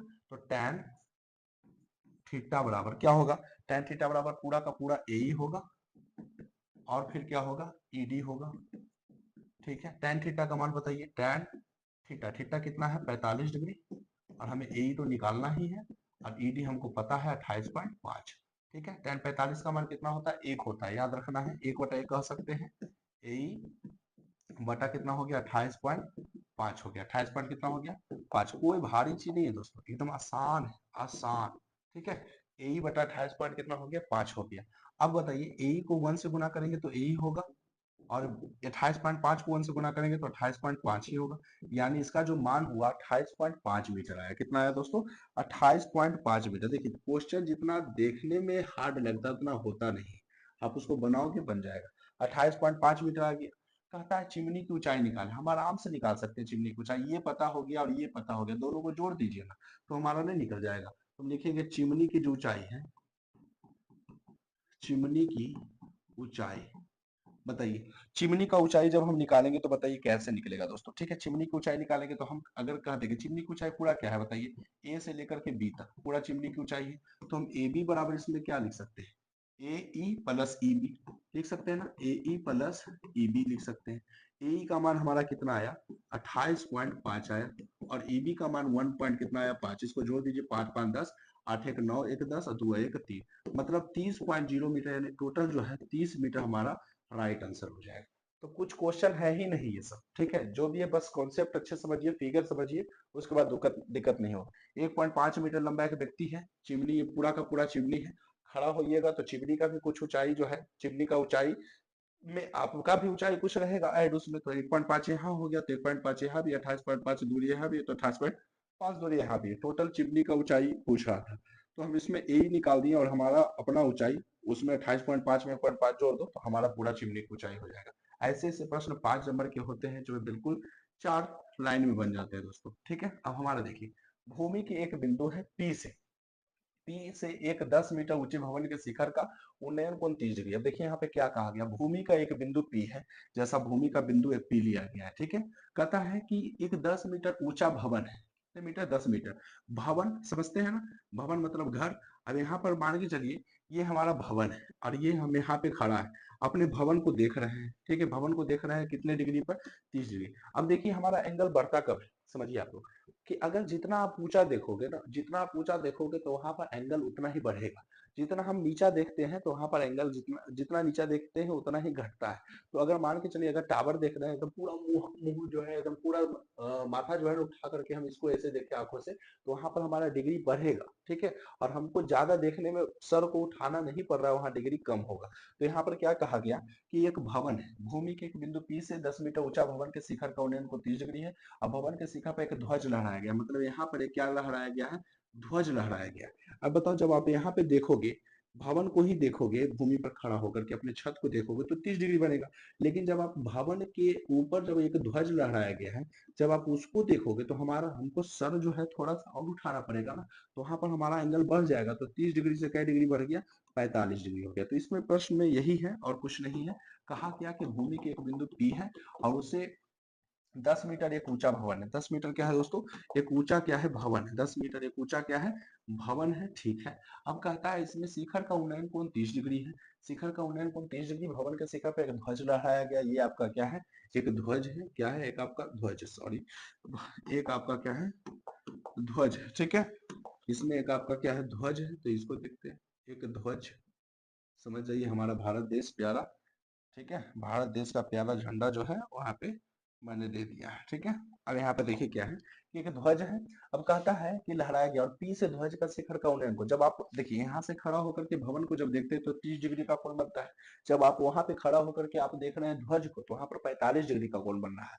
तो बताइए ध्वज दंड की लंबाई और बिंदु पी से भवन की दूरी, मतलब ये आपको दूरी भी पूछ रहा है और ये जो इतना ऊंचाई है ना उसको पूछ रहा है। तो कैसे होगा, सबसे पहले हम लोग चलेंगे त्रिभुज छोटा वाला में, तो आर पी क्यू में चलेंगे तो हमको ये दिया गया है तो ये निकाल लेंगे। ठीक है, फिर जब एक बड़ा त्रिभुज में चलेंगे तो ये तो दिया रहबे करेगा, हम ये निकाल लेंगे और ये निकल जाएगा। तो फिर तो उसके बाद हमारा भवन ध्वज दंड की लंबाई भी निकल जाएगा और दूरी भी निकल जाएगा। तो कैसे बनाएंगे समझिए आप लोग। सबसे पहले हम लोग चलते हैं त्रिभुज से, बताइए त्रिभुज कौन सा चलते हैं सबसे पहले, पी एस, देखो पी एस, बड़ा वाला त्रिभुज चलते हैं, पी एस क्यू में चलते हैं। क्या चलते हैं, पी एस क्यू में। तो चलते हैं त्रिभुज पी एस क्यू से। बताइए पी एस क्यू से चलेंगे तो लंब और आधार इसी का रिश्ता है ना, तो tan थीटा लगाएंगे। और जब बड़ा त्रिभुज चलेंगे तो कौन सा मान रखेंगे, 45, और जब छोटा त्रिभुज चलेंगे तो 30। ये ध्यान देना है आप लोग को। अब बताए यहाँ से चलेंगे tan थीटा बराबर, यहाँ पे देखिए जब पी एस क्यू से चलते हैं तो यहाँ पर मान लिख देते हैं हम आपको कि आप कंफ्यूज नहीं हो, थीटा का मान हमारा यहाँ 45 डिग्री है। ठीक है। तो यहाँ पर बताइए tan थीटा बराबर हमारा क्या होगा, लंब बटा आधार। लंब पूरा हो जाएगा ना क्यू और एस, एस क्यू जो होगा पूरा का पूरा लंब होगा, और आधार हमारा क्या है तो पी क्यू है, क्या है पी क्यू है। और tan थीटा का मान कितना है तो 45 डिग्री है। और एस क्यू हमारा, एस क्यू को हम क्या लिख सकते हैं बताइए, एस क्यू को हम लिख सकते हैं एस आर और plus R Q, S R plus R Q. ठीक है, तो यहाँ पर लिखेंगे हम लोग एस आर प्लस में आर क्यू और बटा में कौन सा पी क्यू, कोई प्रॉब्लम नहीं। tan 45 का मान 1/1 कह सकते हैं। ठीक है, एस आर का मान हम लोग क्या माने हैं, एच माने हैं, रखो। ठीक है, आप रख भी सकते हैं, नहीं भी रखिए कोई दिक्कत नहीं, एस आर को एस आर ही रहने दीजिए। ठीक है, लेकिन एच कर देते हैं, कोई प्रॉब्लम नहीं, एच है। और प्लस आर क्यू हमारा कितना दिया गया, 10 दिया गया है, तो एच प्लस 10 हो गया। पी क्यू हमारा कितना है तो पी क्यू को हमने डी मान लिया, डिस्टेंस मतलब दूरी मतलब डी मान लिया। अब इसको तिरछा तिरछी गुणा करिए तो डी बराबर एच प्लस कितना हो गया 10 हो गया, डी बराबर एच प्लस कितना हो गया 10 हो गया। इसको मान लेते हैं समीकरण 1। यहाँ तक कोई दिक्कत आपको नहीं होना चाहिए। ठीक है, सबसे बड़ा त्रिभुज में चल गए। अब हम चलते हैं कौन सा त्रिभुज में, छोटा त्रिभुज में चलते हैं। कौन सा त्रिभुज दोस्तों, छोटा त्रिभुज। तो यहाँ से हम लोग चलते हैं, छोटा त्रिभुज क्या है पी आर क्यू है। ठीक है, तो त्रिभुज पी आर क्यू से, अब यहाँ पी आर क्यू से चलेंगे तो हमारा क्या होगा, वही फॉर्मूला लगेगा, लंब और ढाल वाला। तो tan थीटा लगाएंगे, बट यहाँ थीटा का मान कितना होगा, थीटा का मान 30 डिग्री होगा ना। तो यहाँ चलेंगे tan थीटा बराबर लंब, लंब कितना है बताइए, लंब है आर क्यू है और आधार कितना है पी क्यू है। ठीक है, लंब हमारा आर क्यू, आधार कितना है पी क्यू है। tan थीटा, tan कितना डिग्री हो गया 30 डिग्री, tan हमारा कितना डिग्री हो गया, tan हमारा 30 डिग्री हो गया यहाँ पे, और बराबर आर क्यू का मान कितना है, तो आर क्यू का मान देखिए अच्छा से 10 है, और हमारा बताइए पी क्यू का मान तो डी ही है, तो डी रखते हैं। tan 30 का मान कितना होता है तो 1/√3 होता है, 10 बटा कितना हो जाएगा डी, तिरछा तिरछी गुना करेंगे तो डी बराबर कितना हो जाएगा 10√3 मीटर हो गया। तो हमको ये जो है पूरा का पूरा निकल चुका 10√3 मीटर, तो इसमें तो कोई दिक्कत नहीं है। अब हमको निकालना है ये भाग। ठीक है, तो इसको डी का मान जो है अगर हम रख देते हैं समीकरण 1 में, ठीक है, डी का मान अगर हम समीकरण 1 में रख देते हैं, डी पर यहाँ पर 10√3, तो आराम से हमको निकल सकता है। ठीक है, आराम से निकल जाएगा, तो कोई प्रॉब्लम नहीं होगा दोस्तों। ठीक है, अब यहाँ से हम लोग देखिए कैसे निकालते हैं। सबसे पहले डी का मान कितना आ गया 10√3, लेकिन यहाँ पर अभी खत्म नहीं हुआ है। यहाँ पर खत्म इसलिए नहीं हुआ कि कहता क्या है कि डी का मान तो आप ला दिए, लेकिन बट √3 का मान आपको रखना है 1.732, तो इसमें रखिए डी का मान। ठीक है, इसको हम लोग रेड कलर से कर देते हैं। ठीक है, यहाँ पे आपको रखना है डी बराबर 10, और जो √3 का मान है वो कितना रखना है बताइए, 1.73 रखना है। ठीक है, मिनिमम पॉइंट के बाद 2 अंक रखिए, 1.73 रखना है। तो यहाँ पर बताइए कितना हो जाएगा, 10 को आप गुना करिए 1.73 से, तो डी बराबर हमारा कितना हो जाएगा तो बताइए 17, 10 को 1 यानी कितना हो जाएगा 3। ठीक है, यहाँ पर 10 को आप 10 को गुना करिए, देखिए मिनिमम 1 जीरो है ना, तो पॉइंट आगे बढ़ा दीजिए, कुछ करना नहीं है। तो 17.3 जो होगा हमारा मीटर होगा, ये आंसर होगा 17 पॉइंट क्या होगा 3 मीटर होगा हमारा।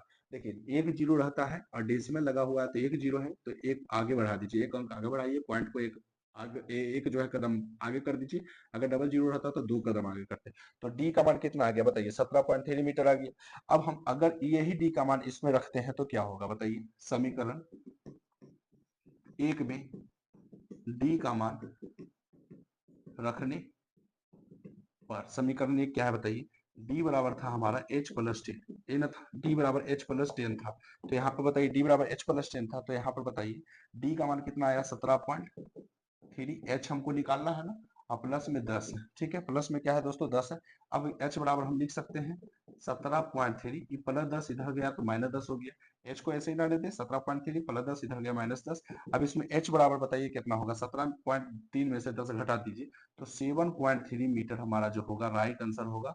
और ये होगा हमारा क्या चीज, ध्वज की। तो यहाँ पर होगा अतः ध्वज की लंबाई 7.3 मीटर, और फिर उसके बाद क्या होगा, भवन से दूरी यानी पी से भवन की दूरी जो होगा हमारा, पी से भवन की जो दूरी होगा ये हमारा कितना होगा 10√3 मीटर। तो कितना आसान है, कोई प्रॉब्लम नहीं है, बस अच्छे से आप एकदम रिवीजन करो, एक भी प्रश्न में दिक्कत नहीं होगा। अब हमारा अगला प्रश्न देखिए दोस्तों, कहता है एक समतल जमीन है। ठीक है, एक समतल जमीन आपको दिख रहा हो, एक समतल जमीन पर खड़ी मीनार की छाया उस स्थिति में 40 मीटर अधिक। अब समझिए कि पेड़ है, ठीक है, पेड़ आपको छाया देता है ना, तो छाया देता है जैसे कि देखिए मान के चलिए कि छाया पहले दिया आपको 60 डिग्री पर, हल्का छाया दिया। ठीक है, जब धीरे धीरे धीरे सूर्य का प्रकाश और भी तेज बढ़ता है या कम होता है तो छाया घटता है, बढ़ता है, इस प्रकार से आप जानते होंगे। एक समतल जमीन पर खड़ी मीनार की छाया उस स्थिति में 40 मीटर अधिक लंबी हो जाती है। मतलब छाया यहाँ तक था, लेकिन उससे 40 मीटर अधिक लंबा हो गया। ठीक है, जबकि सूर्य का 49 कोण घटकर 60 डिग्री से घटकर 30 डिग्री हो जाता है। मतलब 60 डिग्री पहले सूर्य था, सूर्य का जो उन्नयन कोण था वो 60 डिग्री था, लेकिन वो जो है अब हो गया कितना, घट करके 30 डिग्री। तो छाया की लंबाई जो है बढ़ गई।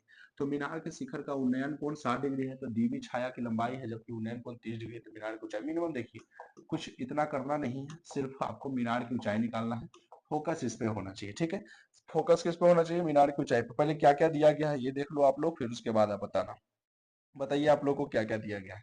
सबसे पहले हम लोग चलेंगे, देखिए क्या पर, समकोण त्रिभुज एबीसी में चलिए। ठीक है, हमको सबसे पहले देखिए लंब चाहिए, आधार चाहिए, फिर पूरा एक छोटा त्रिभुज में चलेंगे, फिर एक बार हम लोग बड़ा त्रिभुज में चलेंगे ए बी डी में, जिसमें जो अभी आधार आएगा इसको ऐड कर देंगे तो फिर निकल जाएगा हमारा।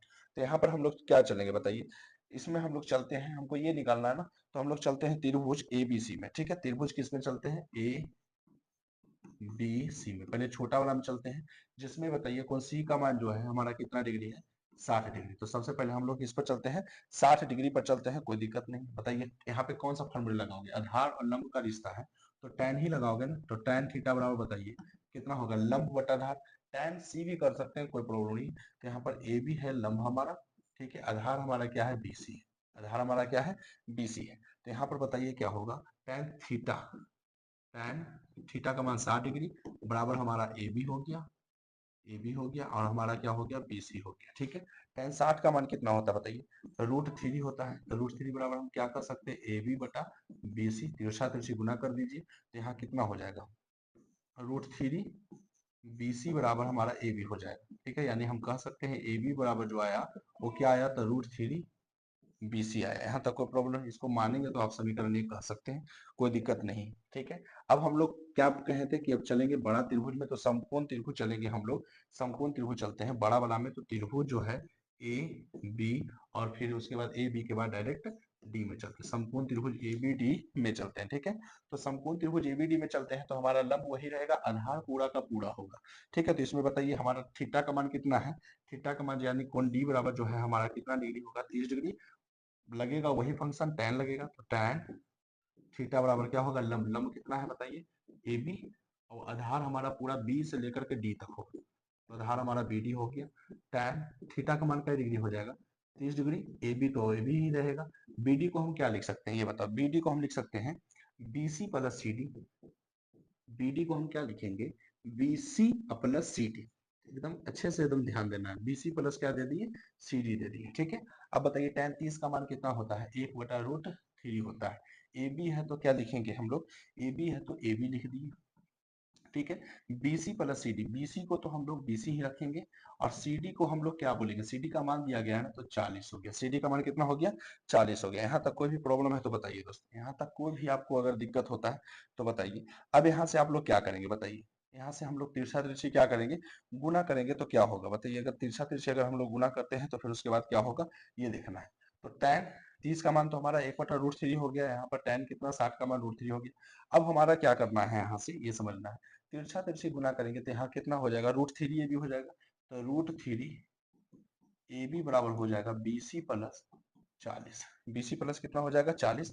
इसको आप कर दो तो समीकरण 1 के बाद समीकरण कितना हो गया, 2 हो गया। ठीक है, अब अगर हम लिखेंगे समीकरण 2 में, ये वाला जो 2 आया है ना, इसके जगह ए बी के जगह पर अगर हम मान रख देते हैं, ये ए बी है ना, ए बी का मान कितना आया, √3 बी सी। अगर इसके ए बी की जगह पर √3 बी सी रख दे तो हमारा कुछ ना कुछ क्या होगा, मान निकल जाएगा ना। तो यहाँ पर क्या करते हैं हम लोग, यहाँ पर क्या करते हैं, समीकरण समीकरण 2 में, समीकरण 2 में 2 ये है ना, समीकरण 2 में 1 का मान रखने पर, ठीक है, समीकरण 2 में 1 का मान रखने पर, समीकरण 2 यही है, √3 ए बी का मान क्या रखेंगे बताइए, √3 बी सी रखेंगे। तो यहाँ पर कितना हो जाएगा, √3 बी सी रख दिए ना, ए बी की जगह √3 बी सी बराबर क्या है, बी सी और प्लस में कितना, 40। कोई भी दिक्कत यहाँ तक नहीं।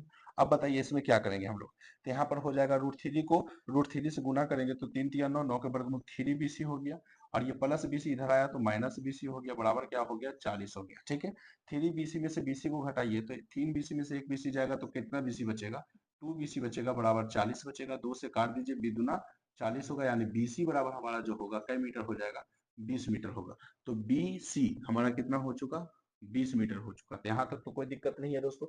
मीनार का ऊंचाई निकालना है, क्या निकालना है, ऊंचाई। अब 20 मीटर है तो ये भी आराम से निकल जाएगा। कैसे निकलेगा समझिए। अब यहाँ पर हम लोग क्या करेंगे, ये तो निकल गया ना टोटल का टोटल। अब इस पे आप क्या करेंगे समझिए कि BC आपको पता चल गया। अगर हम BC का मान यहाँ रख देते हैं तो हमारा AB निकल जाएगा ना। तो यहाँ पर क्या करेंगे हम लोग, ये समझिए, ठीक है। यहाँ पर हम लोग क्या करते हैं, इस दूसरे कलर दे देते हैं, ठीक है। अब यहाँ पर जो हमारा एक आया समीकरण एक में BC का मान, BC का मान रखने पर, ठीक है, समीकरण एक में BC का मान रखने पर, समीकरण एक क्या है, AB बराबर √3BC, ठीक है। AB उसे ही रहने दीजिए, बराबर √3। BC का मान कितना आ गया, 20 आ गया। तो AB बराबर बताइए कितना हो गया, तो 20√3 मीटर आपका क्या होगा, आंसर होगा। अतः जो है मीनार की ऊंचाई 20√3 मीटर, और इसका जो आपका दूरी आया कितने मीटर आ गया, 20 मीटर आ गया। तो यहाँ तक आपको कोई भी प्रॉब्लम है तो बताइए दोस्तों, ठीक है। 20√3 मीटर आपको अतः मीनार की ऊंचाई हो गया। तो हम लिख सकते हैं यहाँ पर, क्या लिख सकते हैं, अतः मीनार की ऊंचाई 20√3 मीटर आपका जो है राइट आंसर हो जाएगा। उम्मीद है कि आपको अच्छे से समझ में आ रहा होगा, ठीक है। कुछ भारी नहीं है दोस्तों, बस आपको क्या करना है ना, अच्छे से कॉन्सेप्ट बना करके चलना है, और फिर उसके बाद देखना है कि कहीं आपको कोई दिक्कत है तो बताइए, ठीक है। हम मतलब प्रश्न को आप अच्छे से बनाओ, कहीं भी प्रॉब्लम है कमेंट करो, ठीक है। उसको उसका जो है अगला वीडियो बनेगा तो आपको बता दिया जाएगा। अब कहता है एक बहुमंजिल भवन है, एक बहुमंजिल भवन है। देखिए एकदम आंखों में जो है ना एकदम पूरा का पूरा नींद भरा हुआ है दोस्तों, ठीक है। एक बहुमंजिल भवन के शिखर से देखने पर एक 8 मीटर ऊंचा है। भवन के शिखर और तल के अवनमन कोण, अब देखिए यहाँ अवनमन कोण का जलवा है। अवनमन कोण का मतलब क्या होता है कि अब हम जो है ना ऊपर से कोई वस्तु को नीचे देखेंगे, ऊपर से कोई वस्तु को कहाँ देखेंगे, नीचे देखेंगे। तो ऊपर से वस्तु को नीचे देखेंगे तो वहां पर कौन सा कोण बनता है दोस्तों, अवनमन कोण बनता है। कौन सा कोण बनता है, अवनमन कोण बनता है, ठीक है। तो एक बहुमंजिल भवन के शिखर से देखने पर एक 8 मीटर ऊंचा भवन के शिखर और तल के अवनमन कोण क्रमशः 30 डिग्री और क्या है 45 डिग्री है, ठीक है। जब हम नीचे देखते हैं तो 30 डिग्री, थोड़ा सा ऊपर करते हैं तो हमारा क्या होगा कि धीरे धीरे एंगल बढ़ता है तो 45 डिग्री। बहुमंजिल भवन की ऊंचाई और दो भवनों के बीच की दूरी निकालना, मतलब इस भवन की दूरी निकालना है और बहुमंजिल भवन का क्या निकालना है, ऊंचाई निकालना है। तो इसमें क्या क्या दिया रखा है ये हम लोग सबसे पहले जानते हैं, ठीक है। तो इसमें देखिए दोस्तों, सबसे पहले हम लोग क्या करेंगे समझिए। सबसे पहले इसमें जो जो दिया गया है, ये देखिए बहुमंजिल भवन है, ठीक है। क्या कहा, एक बहुमंजिल भवन के शिखर से देखने पर एक 8 मीटर, बहुमंजिल भवन ले जाइए, वहां से शिखर से देखिए एक 8 मीटर ऊंचा भवन दिखेगा। तो जब आप यहाँ से यहाँ देखते हैं ना, तो ये जो भवन है, ये भवन जो है वो कितने मीटर है, 8 मीटर है। 8 मीटर भवन के शिखर और तल के अवनमन कोण क्रमशः जब 30 डिग्री है, तो 30 डिग्री में भवन को देख रहे हैं, और 45 डिग्री है, ठीक है। बहुमंजिल भवन की ऊंचाई दो भवनों के बीच की दूरी ज्ञात करना है। तो बहुमंजिल भवन की ऊंचाई हो गया, और दो भवनों के जो बीच की दूरी है ये आपको कितना होगा, तो कितना है ये आपको निकालना है, ठीक है। तो ऊपर से आप देख रहे हैं भवन को, तो 30 डिग्री 45 डिग्री का कोण बन रहा है। अब समझिए क्या बनेगा, ठीक है। इसमें बताओ सबसे पहले हमको क्या होगा, तो बहुमंजिल भवन, माना कि एसी हमारा क्या है, बहुमंजिल भवन है, ठीक है। तो एसी जो है बहुमंजिल भवन है, और बहुमंजिल भवन की ऊंचाई बताइए कितना होगा, बहुमंजिल भवन की ऊंचाई कितना होगा। तो ये 8 मीटर दिया गया है भवन का, और इसको हम लोग एच माने हैं। तो इसको हम क्या लिख सकते हैं बताइए, H+8 लिख सकते हैं कि नहीं। तो कहेंगे बिल्कुल लिख सकते हैं, H+8 मीटर हम कहेंगे पूरा बहुमंजिल भवन की ऊंचाई है। तो आप लोग मानेंगे कि नहीं, क्योंकि भवन का ऊंचाई कितना है, 8 मीटर, और ये यहाँ पर हम लोग बहुमंजिल को नहीं पता है, भवन पर जो मंजिला खड़ा हुआ उसका नहीं पता है, तो उसको हम लोग एच माने। एच प्लस कितना मीटर हो गया, 8 मीटर हो गया है। तो कोई भी दिक्कत नहीं है। अगर हम इसमें कहेंगे भवन की ऊंचाई जो हमको दिया गया है, तो आप बताओ भवन की ऊंचाई हमको कितना दिया गया है, भवन की ऊंचाई कितना दिया गया है। तो 8 मीटर हमें पता है भवन की ऊंचाई हमारा जो ये है ना, ये भवन की ऊंचाई है वो कितना मीटर है, तो 8 मीटर है, ठीक है। अब हमारा बताइए जो दूरी होगा उसको हम लोग क्या बोलेंगे, जो दूरी है, दूरी मतलब उसको CD बोलेंगे। तो हमारा जो है बताइए यहाँ पर कि जो CD है ना, जो दो भवन के बीच की दूरी, यहाँ से एक भवन दूसरे भवन के जो बीच की दूरी है, मतलब CD बराबर हमारा जो है कितना मीटर है, x मीटर है। देखिए दो भवन है, ठीक है, कितने भवन है, दो भवन है। एक भवन ये है, एक भवन ये है, तो ये दोनों के बीच की दूरी तो 8 मीटर है ही। और ये इसमें CD जो है हमारा, नहीं ऊंचाई वो दिया गया 8 मीटर, दूरी तो हमको निकालना है, तो CD बराबर x मीटर है। और कोई पूछेगा CD क्या है, तो आप बोलना दो भवनों के बीच की दूरी, दो भवनों, ठीक है। इसको हम लोग क्या करते हैं, इरेज करते हैं सबसे। ठीक है, यहाँ पे क्या होगा, दो भवनों के, तो पूछेगा बीच की दूरी उसको क्या बोला गया, सी डी बराबर कितने मीटर, सी डी बराबर कितने metre, X metre, C D बराबर कितने मीटर, एक्स मीटर। तो देखिए इसमें क्या है कि जो बहुमंजिल भवन है उसका ऊंचाई h+8 हो गया और भवन की ऊंचाई हमारा 8 मीटर हो गया। दो भवनों के बीच की दूरी को हम लोग क्या माने, x माने, तो उसको हम लोग लिखेंगे सी डी बराबर कितने मीटर, x मीटर। यहाँ तक कोई भी दिक्कत नहीं है। अब हम लोग चलते हैं समकोण त्रिभुज। अब हम लोग जब त्रिभुज में चलेंगे दोस्तों, तो सबसे पहले कौन सा त्रिभुज में चलेंगे ये बताइए। तो हम लोग छोटा वाला में चलते हैं, ए बी ई में चलते हैं। ठीक है, तो त्रिभुज ए बी ई में बताइए हमारा छोटा त्रिभुज में एंगल कितना डिग्री का है, 30 डिग्री। देखिए यहाँ पर जब भी अवनमन कोण बनेगा ना, अवनमन कोण जब भी बनेगा तो जो ऊपर बन रहा है वही उसके वहां पर देखिए जो रेखा में वो सटा हुआ रहेगा उसके नीचे भी वही 30 डिग्री बनेगा। तो हमको अवनमन कोण से काम ही नहीं होता है, अवनमन कोण दिया रहेगा, आपका काम है उसको उन्नयन कोण बनाना। तो 30 डिग्री है और ये उसी का जो है एकांतर कोण में 30 डिग्री होता है। पता है ना आपको कि यहाँ पर अगर जो भी है डिग्री मान के चलिए 30 डिग्री है, तो यहाँ पर भी कितने डिग्री होगा, 30 डिग्री। कोई पूछेगा रीजन तो आपको बोलना है कौन सा, एकांतर कोण। एकांतर कोण मतलब टेढ़ा कोण जो होता है वो बराबर होता है, हो जाता है दोस्तों, क्या होता है, बराबर हो जाता है। ठीक है, क्या हो जाता है, बराबर हो जाता है। अगर ये 45 डिग्री है, इसको इस रेखा को स्पर्श कर रहा है, तो इसके नीचे जाइए तो यहाँ 45 है, तो ये भी 45 है। तो जब भी हाइट एंड डिस्टेंस में अवनमन कोण रहेगा तो आपको उन्नयन कोण बना ही देना है, आपको उन्नयन कोण क्या करना है, बना देना है। ठीक है, अब यहाँ पर देखिए त्रिभुज एबी में चलेंगे हम लोग, तो एबी में चलेंगे तो हमारा एंगल कितना है, 30 डिग्री है ना। तो यहाँ पर बताइए हमको लंब और आधार ये करना है, तो बताइए हम इसमें क्या चलेंगे, tan थीटा बराबर लंब कितना है बताइए, लंब को ए बी बोलेंगे, आधार को क्या बोलेंगे, बीई बोलेंगे। ठीक है, और लंब हमारा tan थीटा का मान कितना है, छोटा वाला में चले हैं तो 30 डिग्री, और ये हमारा ए बी हमें कुछ पता नहीं है, बीई हमें कुछ पता नहीं है। ठीक है, ए बी को अगर हम चाहते हैं तो यहाँ पर क्या कर सकते हैं, देखिए जो माने हैं वो लिख ही देते हैं इसमें। ठीक है, पहले नहीं लिख देते हैं, अब इसी पर रख कर बना लो, लेकिन हम लिख दिए तो इस पर कर देते हैं। ठीक है, देखिए ए बी का मान कितना माने हैं, एच माने हैं तो एच रखिए, बीई का मान कितना माने हैं, एक्स माने हैं, एक्स रखिए। tan 30 का मान कितना होता है, 1/√3 बराबर एच बटा कितना हो गया, एक्स हो गया। कोई प्रॉब्लम नहीं है यहाँ तक आपको कोई भी प्रॉब्लम नहीं है। तिरछा तिरछी आप गुना करिए तो कितना हो जाएगा, एक्स बराबर √3 को ऐसे गुना करिए तो √3 एच हो जाएगा। इसको मान लीजिए समीकरण 1। यहाँ तक आपको कोई भी दिक्कत नहीं होना चाहिए दोस्तों। अब हम लोग त्रिभुज चल गए एबी में, अब हम लोग चलेंगे बड़ा बड़ा में, त्रिभुज ए सी डी में चलते हैं। ठीक है, त्रिभुज ए सी डी में चलते हैं, ए सी डी में देखिए कैसे होगा। त्रिभुज ए सी डी में चलेंगे तो वही चलेंगे। अब यहाँ पर हमारा एंगल 45 होगा, लंब आधार। ठीक है, ये आधार यहाँ पे और ये आधार हमारा ये होगा, लंब पूरा होगा। तो हम यहाँ पे चलेंगे tan थीटा बराबर लंब कौन सा है, तो लंब पूरा का पूरा होगा ए सी, हमारा पूरा लंब होगा यहाँ पर, और आधार कौन होगा, सी डी। ठीक है, एक भवन ये है, एक भवन ये है, ध्यान देना इसमें दो भवन है। tan थीटा का मान कितना होगा बताइए, 45 डिग्री। एसी का मान हमको क्या लिख सकते हैं एसी को हम लिख सकते हैं ना, A B plus B C. ठीक है, और सी डी को हम लोग सी डी ही रहने देते हैं, अभी मान नहीं रखते हैं। tan 45 का मान कितना होता है, tan 45 का मान जो होता है दोस्तों 1 होता है।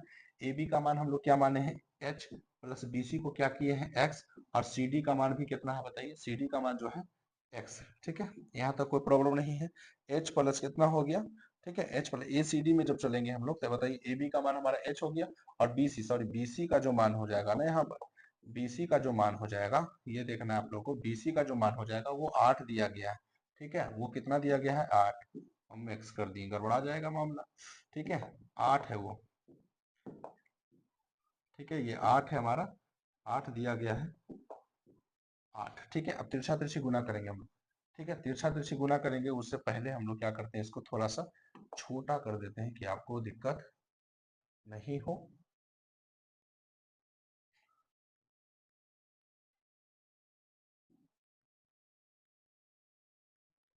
ये ठीक है, हाँ ठीक है ना दोस्तों, ठीक है। अब इसमें देखिए, इसमें देखिए, अब हमारा बताइए इसमें तिरछा तिरछी गुना करेंगे तो क्या होगा हमारा। ठीक है, अब यहाँ पर x को 1 से गुना करेंगे तो क्या होगा, x होगा बराबर h प्लस क्या होगा, 8 होगा, h प्लस क्या होगा, 8 होगा। इसको मान लीजिए समीकरण 2। यहाँ तक कोई दिक्कत नहीं होना चाहिए, बस क्या करना है ना, समीकरण 1 और 2 में मान रख दीजिए। यहाँ पर क्या लिखेंगे, समीकरण 1 एवं 2 से, समीकरण 1 एवं 2 से। बताइए यहाँ पर देखिए x और x बराबर है, x और x बराबर है तो ये जो है देखिए LHS अगर बराबर होता है तो RHS ऑटोमेटिक बराबर हो जाते हैं। तो यहाँ पर क्या होगा √3h बराबर हम लिख सकते हैं, √3h बराबर लिख सकते हैं h प्लस 8, h प्लस क्या लिख सकते हैं 8। देखिए अगर LHS बराबर है दोस्तों तो RHS क्या होता है ऑटोमेटिक बराबर हो जाता है। इसमें हम लोग यहाँ पे क्या करेंगे √3h, ठीक है ये प्लस h है तो इधर आया माइनस h बराबर कितना हो गया 8 हो गया। इसमें h को क्या ले लेंगे कॉमन, यहाँ क्या बचेगा √3, h से h खत्म, माइनस है तो माइनस, h से h खत्म, एक बार में बराबर कितना हो गया 8 हो गया। यहाँ तक कोई भी दिक्कत आपको नहीं है। h का जब आप मान निकालेंगे तो 8 हो गया, √3 - 1 गुना में है तो नीचे आ गया √3 - 1, ठीक है। हमको क्या निकालना था भवन की ऊंचाई दो भवनों के बीच की दूरी, तो √3 - 1 हो गया। अब हमारा यही तक आंसर नहीं हो जाता है, ठीक है यहाँ तक ही आंसर नहीं होगा। इसमें लिखना पड़ेगा हर का परिमेयकरण करें, क्योंकि आपको नीचे जो है ना आपको रूट में आ गया है तो लिखेंगे हर का परिमेयकरण, हर का परिमेयकरण करने पर, ठीक है। अब यहाँ h बराबर 8 बटा कितना है √3 - 1 है, बीच में गुना दीजिए, √3 - 1 है ना तो वहां +1 होगा। देखिए अगर साइन में रहेगा और आप परिमेयकरण कर रहे हैं तो माइनस वाला जो है वो प्लस में चल जाता है, ठीक है। अब यहाँ पर कितना हो जाएगा बताइए, 8 को √3 h बराबर क्या लिखेंगे 8 को √3 + 1 से गुना करेंगे तो √3 + 1 होगा। अब बताइए यहाँ √3 कितना बार है 2 बार, तो हम लिख सकते हैं √3 के होल स्क्वायर और माइनस प्लस माइनस 1 का कितना हो जाएगा होल स्क्वायर। h बराबर कितना हो जाएगा 8 को √3 से आप चाहेंगे तो गुना कर दीजिए, नहीं तो नहीं भी करेंगे कोई भी दिक्कत नहीं है, ठीक है। √3 + 1 हो गया, स्क्वायर से रूट कैंसिल 3 माइनस कितना हो गया 1 हो गया। अब इसको थोड़ा सा हम लोग छोटा कर दें कि हमारा जो है थोड़ा सा जगह बन जाए, ठीक है। गड़बड़ा जाता है, ठीक है। अच्छा इसको थोड़ा सा छोटा कर लेते हैं दोस्तों, जगह बनाना पड़ता है, जगह जो है ना दोस्तों वो हमेशा क्या होता है बनाना पड़ता है, कभी जगह आपको मिलेगा नहीं, समझें, ठीक है। अब यहाँ पर क्या होगा बताइए, h बराबर हो गया, h बराबर हमारा जो हो गया, ठीक है, h बराबर जो हो गया हमारा यहाँ पर बताइए 8 इंटू √3 + 1 हो गया, 3 में से गया 2, 2 से काट दीजिए, 4 बार में h का मान जो होगा हमारा ओरिजिनल आंसर 4√3 + 1 मीटर हो जाएगा ये। तो हमारा h का जो मान आ गया कितना आ गया 4 इंटू √3 + 1। अभी हमारा काम खत्म नहीं हुआ, ठीक है, अभी हमारा एक काम और बचा हुआ है और वो हमको ये निकालना है, CD निकालना है ना। तो यहाँ पे ऐसा कहाँ मान रख दे कि हमारा CD निकल जाए, तो अगर h का मान ये हमें तो पता है x बराबर ही चाहिए ना, तो x बराबर क्या है हमारा √3h यही है ना।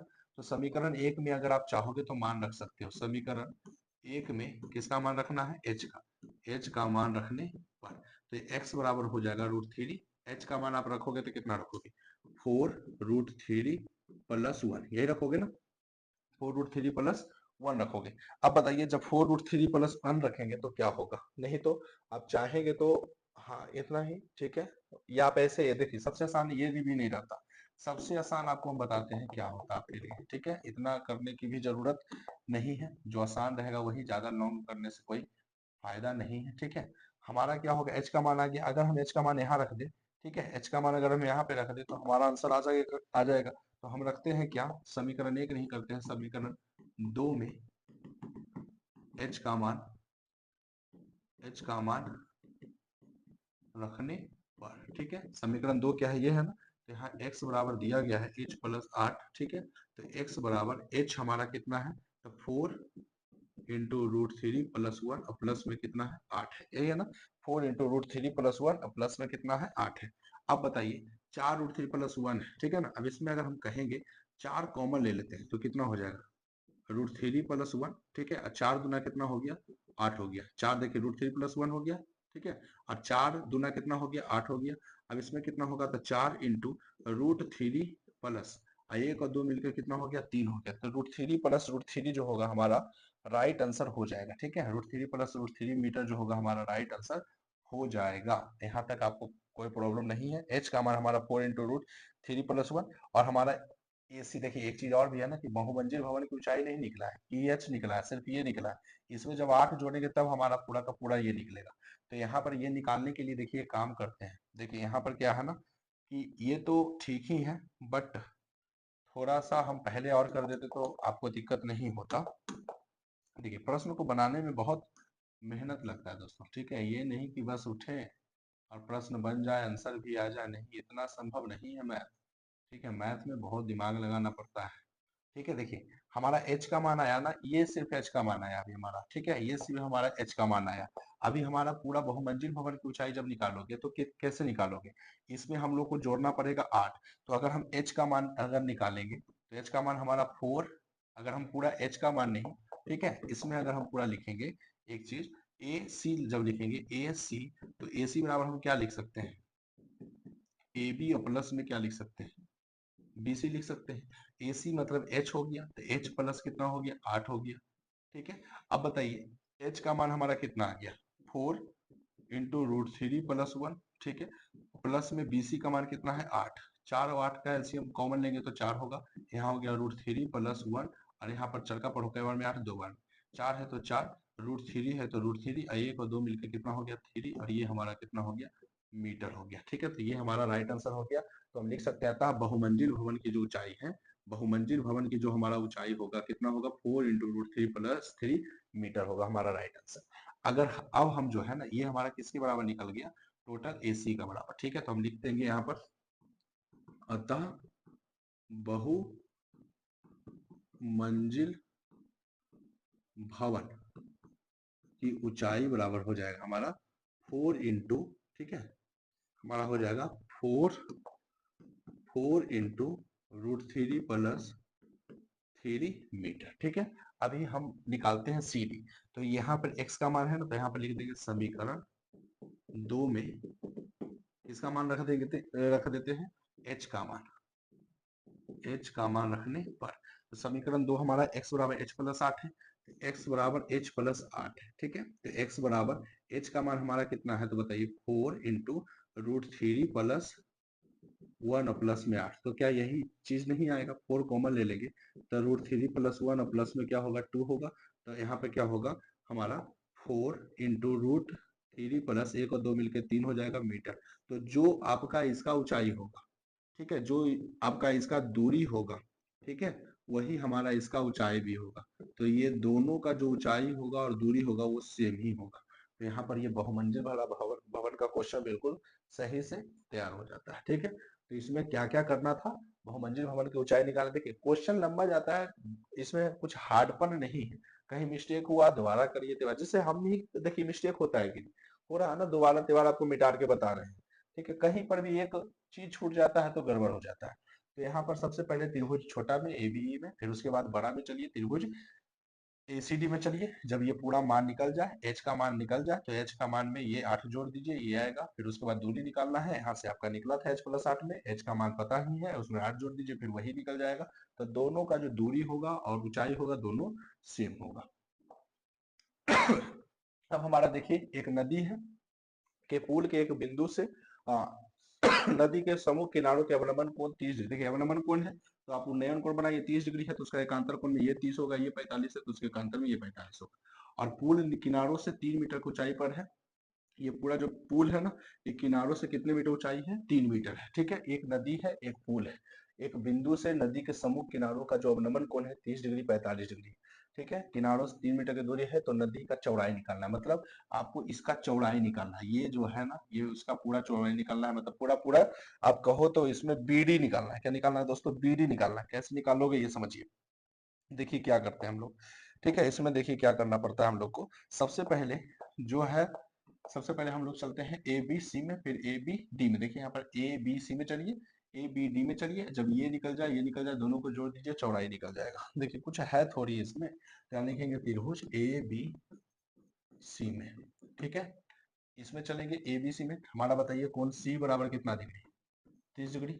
अब बताइए हमको ऊंचाई दे रहा है ना, ऊंचाई इसके लिए भी है इसके लिए, ऊंचाई तो है ये वाला, ठीक है, ये ऊंचाई है, तो ऊंचाई हमें दिया गया है, और ये आधार पूछा, तो लंब और आधार का फॉर्मूला कौन देता है, तो ओनली फॉर tan देता है, तो यहाँ लिखेंगे tan 30 डिग्री बराबर लंब कितना है हमारा ए बी है, और बताइए आधार कितना है, तो बी सी। ठीक है, tan 30 का मान बताइए, तो tan 30 का मान कितना होता है, 1/√3, ए बी का मान कितना है, ए बी का मान 3 है, अब बी सी का मान निकालना है, तिरछा तिरछे गुना कर दीजिए, तो बी सी बराबर हो जाएगा कितना, 3√3 मीटर। ये हमारा किसका निकल गया, बीसी का निकल गया। यहाँ तक आप लोग को कोई भी दिक्कत नहीं होगा। अब हम लोग चलेंगे त्रिभुज ए बी डी में चलेंगे। ठीक है, तो त्रिभुज ए बी डी में चलेंगे, यहाँ पर बताइए हमारा एंगल क्या है, तो कोण डी बराबर यहाँ पर 45 को पुट करना है, बस ये ध्यान देना है आप लोग को। यहाँ से वही फॉर्मूला लगाएंगे, tan थीटा बराबर बताइए लंब तो वही रहेगा ना ए बी, आधार हमारा कौन होगा बी डी होगा, ठीक है। tan थीटा का मान कितना रखना पड़ेगा 45 डिग्री, और ए बी हमारा क्या है तो 3 ही है, ठीक है। और बी डी हमारा, तो बी डी हमको निकालना ही है, यहाँ पर tan 45 का मान 1/1 बराबर 3 बटा क्या हो गया बी डी हो गया, ठीक है। अब यहाँ से क्या करेंगे, तिरछा तिरछी गुना करेंगे तो बी डी बराबर कितना हो गया 3 मीटर हमारा आंसर हो गया। तो बस ये भी आंसर नहीं हुआ, अभी हमको नदी का चौड़ाई निकालना है। नदी की, इसको हम लोग अलग थोड़ा कलर कर देते हैं, ठीक है। अब यहाँ से लिखेंगे नदी की चौड़ाई, नदी की जो चौड़ाई है ये समझना, नदी को चौड़ाई को पूरा को क्या बोलेंगे सी डी बोलेंगे, और सी डी बराबर हम क्या कर सकते हैं बताइए B C plus B D कर सकते हैं ना। तो बी सी का मान पूरा कितना आया है 3√3, और इसका बी डी का मान कितना आया है हमारा 3 मीटर, 3 यहाँ भी 3 यहाँ भी 3 कॉमन ले लीजिए, 3 से 3 कटा इधर √3 प्लस 3 से 3 कई बार में कटेगा एक बार में, ये आपका हमारा राइट आंसर हो जाएगा 3 × √3 + 1 मीटर। तो उम्मीद है कि आपको अच्छे से प्रश्न समझ में आ रहा होगा दोस्तों को। अब देखिए ये प्रश्न आपका कैसे सोल्व होगा। कहता है कि समुद्र तल से 75 मीटर ऊंचा लाइट हाउस के शिखर से देखने पर दो समुद्री जहाज के अवनमन कोण 30 और 45 है। यदि लाइट हाउस के एक ही और एक जहाज दूसरे जहाज के पीछे हो तो दो जहाजों के बीच की दूरी ज्ञात करना है। मतलब समुद्र तल से आप देखते हैं ना कि समुद्र में जो नेवी होती है ना, नेवी वो समुद्र पर ड्यूटी करती है, ठीक है, उनका एक अपना शिप होता है। जब वो समुद्र तल से देखती है एक ऊंची लाइट हाउस है, ठीक है, ऊंचा लाइट हाउस मतलब कुछ इस प्रकार का ऊंचा लाइट हाउस है, ठीक है, ऊंचा लाइट हाउस है, और वो देखते हैं क्या तो दो जहाज जो है जा रहा है। इस पर जब वो फोकस करते हैं तो वो 30 डिग्री का कोण बनाते हैं, जब वो अगला पे फोकस करते हैं तो 45 का बनाते हैं। तो इस प्रकार का प्रश्न है। और यदि लाइट हाउस के एक ही और जहाज दूसरे जहाज के ठीक पीछे हो तो जहाजों के बीच की दूरी, मतलब ये दोनों के बीच की दूरी निकालना है, ठीक है। तो इसमें ज्यादा कुछ करने की जरूरत नहीं है दोस्तों, ठीक है। इसमें क्या है, एक फिगर है, पहले फिगर आप समझ जाइए, ठीक है, पहले फिगर आप समझ जाइए अच्छे से, फिर उसके बाद देखते हैं। कहा क्या, एक फिगर है इसमें ABC, ठीक है। अब यहाँ पे दो जहाज है, एक जब आप देखोगे नजदीक ऊपर से आप खड़ा होकर के आप जब देख रहे हो ना, ऊपर से जब आप खड़ा होकर के देख रहे हो तो ये जहाज को देखोगे तो 45 डिग्री का कोण बनेगा, जितना सर को नीचे झुकाओगे उतना ही ज्यादा एंगल बनेगा, ये 45 बनेगा। और जब आप आगे देखते हो तो ये 30, यहाँ पे दो जहाज है, एक जहाज ये एक जहाज ये, ठीक है। तो यहाँ पे 45 और यहाँ पे 30 बन रहा है, ठीक है।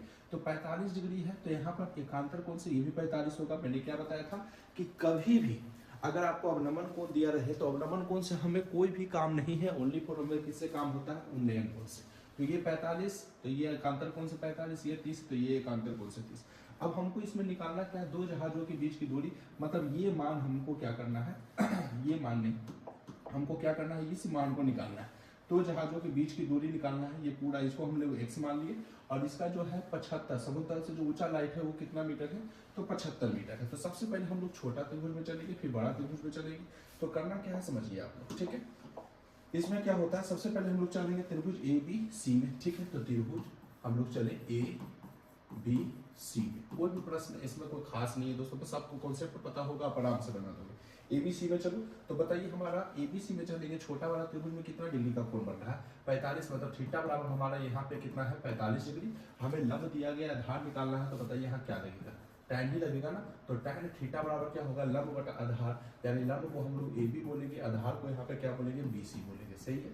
tan जो है थीटा का मान हमारा क्या हो गया 45 डिग्री, और बराबर AB हमारा कितना दिया गया 75, BC है तो BC उसे ही रखेंगे। 45 का मान 1/1 कह सकते हैं, 75 बटा कितना हो गया BC, तिरछा तिरछी गुना करेंगे तो BC बराबर हमारा कितना हो गया 75 मीटर हो गया है। तो कोई भी प्रॉब्लम नहीं है दोस्तों, कितना मीटर हो गया 75 मीटर हो गया, ठीक है। अब हम लोग क्या चलते हैं, बड़ा वाला त्रिभुज में ABD में चलते हैं, ठीक है। अब हम लोग चलते हैं त्रिभुज ABD में, तो त्रिभुज ABD में यहाँ पे थीटा कितना है हमारा 30 डिग्री, और चलेंगे तो वही ना लंब और आधार, लंब आधार पूरा होगा इसमें। तो यहाँ पर चलेंगे हम लोग tan थीटा बराबर क्या होगा लंब बटा आधार, लंब तो हमारा AB ही है, आधार हमारा पूरा B से लेकर के कहाँ तक होगा D तक होगा, ठीक है। अब यहाँ बताइए tan थीटा का मान कितना रखा गया यहाँ पे 30 डिग्री, AB है तो AB का मान कितना है 75 है, ठीक है 75 है। और फिर BD को हम लोग क्या लिख सकते हैं, तो BC प्लस क्या लिख सकते हैं CD लिख सकते हैं, BC प्लस क्या लिख सकते हैं तो CD लिख सकते हैं। tan 30 का मान कितना होता है दोस्तों 1/√3 होता है। AB का मान 75 आपको पता है, ठीक है। BC का मान बताइए, BC का मान कुछ नहीं है तो हम लोग मान लेते हैं 22, कोई प्रॉब्लम नहीं, इसको मान लिए क्या 22 मान लिए तो 22 हो गया, और CD का मान कितना है x हो गया, ठीक है। अब BC का मान हमारा 22 और CD का मान हमारा कितना है x हो गया, ठीक है। नहीं तो एक काम हम कर सकते हैं यहाँ पे, देखिए काम क्या कर सकते हैं समझिए यहाँ पर कि BC तो मैंने निकाल ही दिया है, तो 22 क्यों मारना है इसमें, ठीक है। 22 से मारने की भी जरूरत नहीं है, अगर हम BC यहाँ पे निकाल दिए है ना, ये 75 तो हमारा निकल ही गया ना, तो यहाँ पर हम लिख सकते हैं 75 और प्लस में x। अब तिरछा गुना करें तो हमारा कितना होगा बताइए, x यहाँ पर हो जाएगा 75 प्लस x बराबर, यहाँ 75 को √3 से गुना करेंगे तो 75√3 हो जाएगा। अब x का मान निकालोगे तो 75√3 प्लस में 75 उधर गया, माइनस में 75 हो गया, तो यहाँ बताओ इसमें से क्या कॉमन निकलेगा बताइए। तो 75 हमारा कॉमन हो गया, यहाँ √3 और माइनस 75 से 75 कट गया एक बार में, तो √3 - 1 मीटर हमारा क्या होगा, राइट आंसर होगा। तो इस प्रकार से हम कह सकते हैं कि x का जो मान होगा, ये मेन यही निकालना था, तो यहाँ पर कह सकते हैं कि जो हमारा दो जहाजों के बीच की जो दूरी है, दो जहाजों की जो बीच की दूरी है वो क्या होगा 75√3 - 1 मीटर हो गया। तो बस छोटा त्रिभुज बड़ा त्रिभुज में चलिए काम हो जाएगा आपका, इसमें कोई भी प्रॉब्लम नहीं होगा। अब हमारा अगला प्रश्न देखिए, अब ये जो प्रश्न है ना आपको ऑब्जेक्टिव में पूछा जाएगा, ठीक है। किस चीज में पूछा जाएगा दोस्तों, ऑब्जेक्टिव में पूछा जाएगा। तो देखिए कैसे बनाया जाता है, कहता है इसमें एक उदग्र है, ठीक है, क्या है, एक उदग्र है, खंबे की छाया की लंबाई, खंबे की लंबाई के √3 गुना है, तो सूर्य का उन्नयन कोण क्या होगा। सबसे पहले एक उदग्र खंबे की छाया, एक खंबा ले लेते हैं, ठीक है। अब इसका एक छाया है, ठीक है, इस प्रकार का छाया है, ठीक है। एक पहले त्रिभुज आप अच्छे से ले लीजिए, ठीक है। अब इसमें हमारा इसमें नाम दे देते हैं, तो A, B, C, ठीक है। अब कहता है यदि एक उदग्र खंबे की छाया की लंबाई खंबे की लंबाई के √3 गुना है, यानी जो खंबा की छाया की जो लंबाई है उसका कितना है, √3 गुना है, ठीक है। क्या है दोस्तों, खंबे की लंबाई √3 गुना है, तो इसमें अगर हम इसको मान लेते हैं, मान के चलिए x, तो इसका √3 गुना है क्या, छाया उसका, तो इसका छाया √3 गुना है, तो √3x हो जाएगा, ठीक है। क्या हो जाएगा, √3x हो जाएगा, ठीक है। अब इसमें हमको क्या पूछा है कि सूर्य का उन्नयन कोण कितना, मतलब हमको ये पूछ दिया, पहले हमको नहीं पूछता था थीटा का मान, बट हमको ये पूछा गया है कि एक खंबा है, अगर खंबा है, ठीक है, खंबे की लंबाई जो है, खंबे की लंबाई इससे कितने है, √3 गुना है, ठीक है। तो √3 गुना हो गया, मतलब छाया, देखिए एक उदग्र खंबे की छाया की लंबाई, एक उदग्र खंबा है उसकी जो छाया की लंबाई है इस खंबे की लंबाई के कितना है, √3 गुना। तो जो छाया की लंबाई है इस खंबे की लंबाई के √3 गुना, तो खंबा की लंबाई x माने तो उससे कितना होगा, √3 गुना, मतलब √3x हो गया। हमको थीटा का मान पूछा है, चलेंगे क्या, त्रिभुज ABC में चलेंगे, जैसे चलते वैसे चलेंगे, त्रिभुज ABC में चल दिया, ठीक है। अब यहाँ कौन सा लगेगा, तो वही लंब आधार है, तो मतलब tan थीटा बराबर लंब कितना है, AB है, ठीक है, आधार कितना है, BC है, ठीक है। tan थीटा का मान तो हमें पता ही नहीं है दोस्तों, AB को x माने और BC को क्या माने हैं, √3x माने, x से x कट जाएगा, यहाँ क्या बचेगा बताइए, tan थीटा बराबर ऊपर कुछ नहीं तो 1/√3। अब आप देखिए ना कि tan थीटा में 1/√3 कितना का मान होता है, तो tan थीटा में आप बताओगे कि 1/√3 जो होता है वो कितना का मान होता है, तो tan 30 डिग्री का मान होता है। tan से tan कट गया तो थीटा का मान कितना हो गया, 30 डिग्री हो गया, और यही आपका राइट आंसर हो गया। और ये सब क्वेश्चन ज्यादातर किस में पूछा जाता है, ऑब्जेक्टिव क्वेश्चन, ठीक है। तो ऑब्जेक्टिव में पूछा जाएगा, आप अच्छे से ध्यान दो कि कैसे बनाया जाता है, ठीक है। अब हमारा अगला प्रश्न देखिए, एक मीनार है, मीनार से 100 मीटर दूर स्थित बिंदु पर मीनार का उन्नयन कोण 60 डिग्री, मतलब एक मीनार ले लीजिए आप, ठीक है। अब उसमें कहता है 100 मीटर दूर स्थित बिंदु, ठीक है, 100 मीटर कितना है, दूर है, स्थित बिंदु है, ठीक है। 100 मीटर कितना है बाबू, दूर है, स्थित बिंदु है, समझिए कि 100 मीटर दूर का बात करेगा तो यही वाला पॉइंट लेना है, दूर स्थित बिंदु, मीनार का उन्नयन कोण 60 डिग्री, मीनार का जब आप देखते हैं नीचे से तो वो कितना डिग्री है, 60 डिग्री है, तो मीनार की ऊंचाई मतलब ये निकालना है, बहुत आसान है, ठीक है। ये सब ऑब्जेक्टिव में भी पूछा जाएगा आपको। तो यहाँ पे हम लोग क्या चलेंगे बताइए, थीटा का मान तो हमें पता है कितना डिग्री, 60 डिग्री। क्या चलेंगे, त्रिभुज ABC में, त्रिभुज ABC में चलते हैं, तो बताइए त्रिभुज ABC में चलेंगे तो कौन सा वाला रहेंगे, लंब, ऊंचा आधार दिया गया तो tan ही लगाएंगे, tan बहुत फेमस है ऊंचाई एवं दूरी का, तो tan थीटा बराबर क्या हो गया, लंब बटा आधार, यानी AB बटा क्या हो गया, BC। तो tan थीटा का मान तो आपको पता है 60 डिग्री, AB का मान हमको निकालना है, AB रखेंगे, BC का मान हमको कितना दिया गया है 100, tan 60 का मान होता है √3, ठीक है। tan 60 का मान कितना होता है, √3 ही होता है, AB और बटा में कितना हो गया 100, हम कह सकते हैं यहाँ बटा 1, तिरछा तिरछी गुना कर दीजिए तो AB बराबर जो हो जाएगा, AB बराबर हमारा क्या हो जाएगा, तो 100√3 मीटर हो जाएगा। तो हम कह सकते हैं अतः जो आपका कोची मीनार की जो ऊंचाई है, अतः मीनार की ऊंचाई, ठीक है, अतः मीनार की ऊंचाई कितना 100√3 मीटर आपका आंसर हो जाएगा। तो बस कुछ नहीं करना है, ऐसे प्रश्नों को आप इस प्रकार से सोल्व करते हैं। उम्मीद है आपको अच्छे से समझ में आ रहा होगा। बस अच्छे से आपको रिवीजन करना है, रिवीजन करोगे ना तो ऐसे प्रश्न में कभी दिक्कत नहीं होगी, ठीक है। इसके बाद देखते हैं, ये हमारा लास्ट प्रश्न है दोस्तों। जितना क्वेश्चन मैं बताया हूँ अच्छे से कंप्लीट करो, ठीक है। जितना पढ़ा दिया हूँ अच्छे से कंप्लीट करो। अगर आप अच्छे से कंप्लीट करोगे तो जितना भी प्रश्न बताया ना उसी से एग्जाम में आपको पूछा जाएगा, ठीक है। तो अच्छे से आप कंप्लीट कर लेना। कहता है भूमि के एक बिंदु से 20 मीटर ऊंचा भवन है। 20 मीटर क्या है, भूमि का एक बिंदु है, उससे 20 मीटर क्या है, ऊंचा भवन है, ठीक है। कि शिखर पर लगी, अब यहाँ देखिए एक शिखर है और शिखर पर लगा एक संचार मीनार है। ये आपका पूरा का पूरा संचार मीनार हो गया, ठीक है। संचार मीनार के तल और शिखर का उन्नयन कोण 45 और 60 है। मतलब जब आप भवन को देखिए यहाँ पर बढ़िया से, कि जब आप क्या करते हैं भवन को देखते हैं तो वो 45 का बनाता है, जब संचार से देखते हैं तो हमारा कितना बनाता है, 60 बनाता है उन्नयन को। मतलब यहाँ से आप जब भवन को देख रहे हैं तो 45 का कोण, जब संचार को देखते हैं तो सब थोड़ा सा ऊपर उठाना पड़ता है ना, तो वहाँ पर ज्यादा एंगल बनेगा 60 बनेगा, था मीनार की ऊंचाई। तो इससे हमको कोई मतलब नहीं, क्योंकि भवन है और ये क्या है, मीनार है, तो इसका ऊंचाई निकालना है।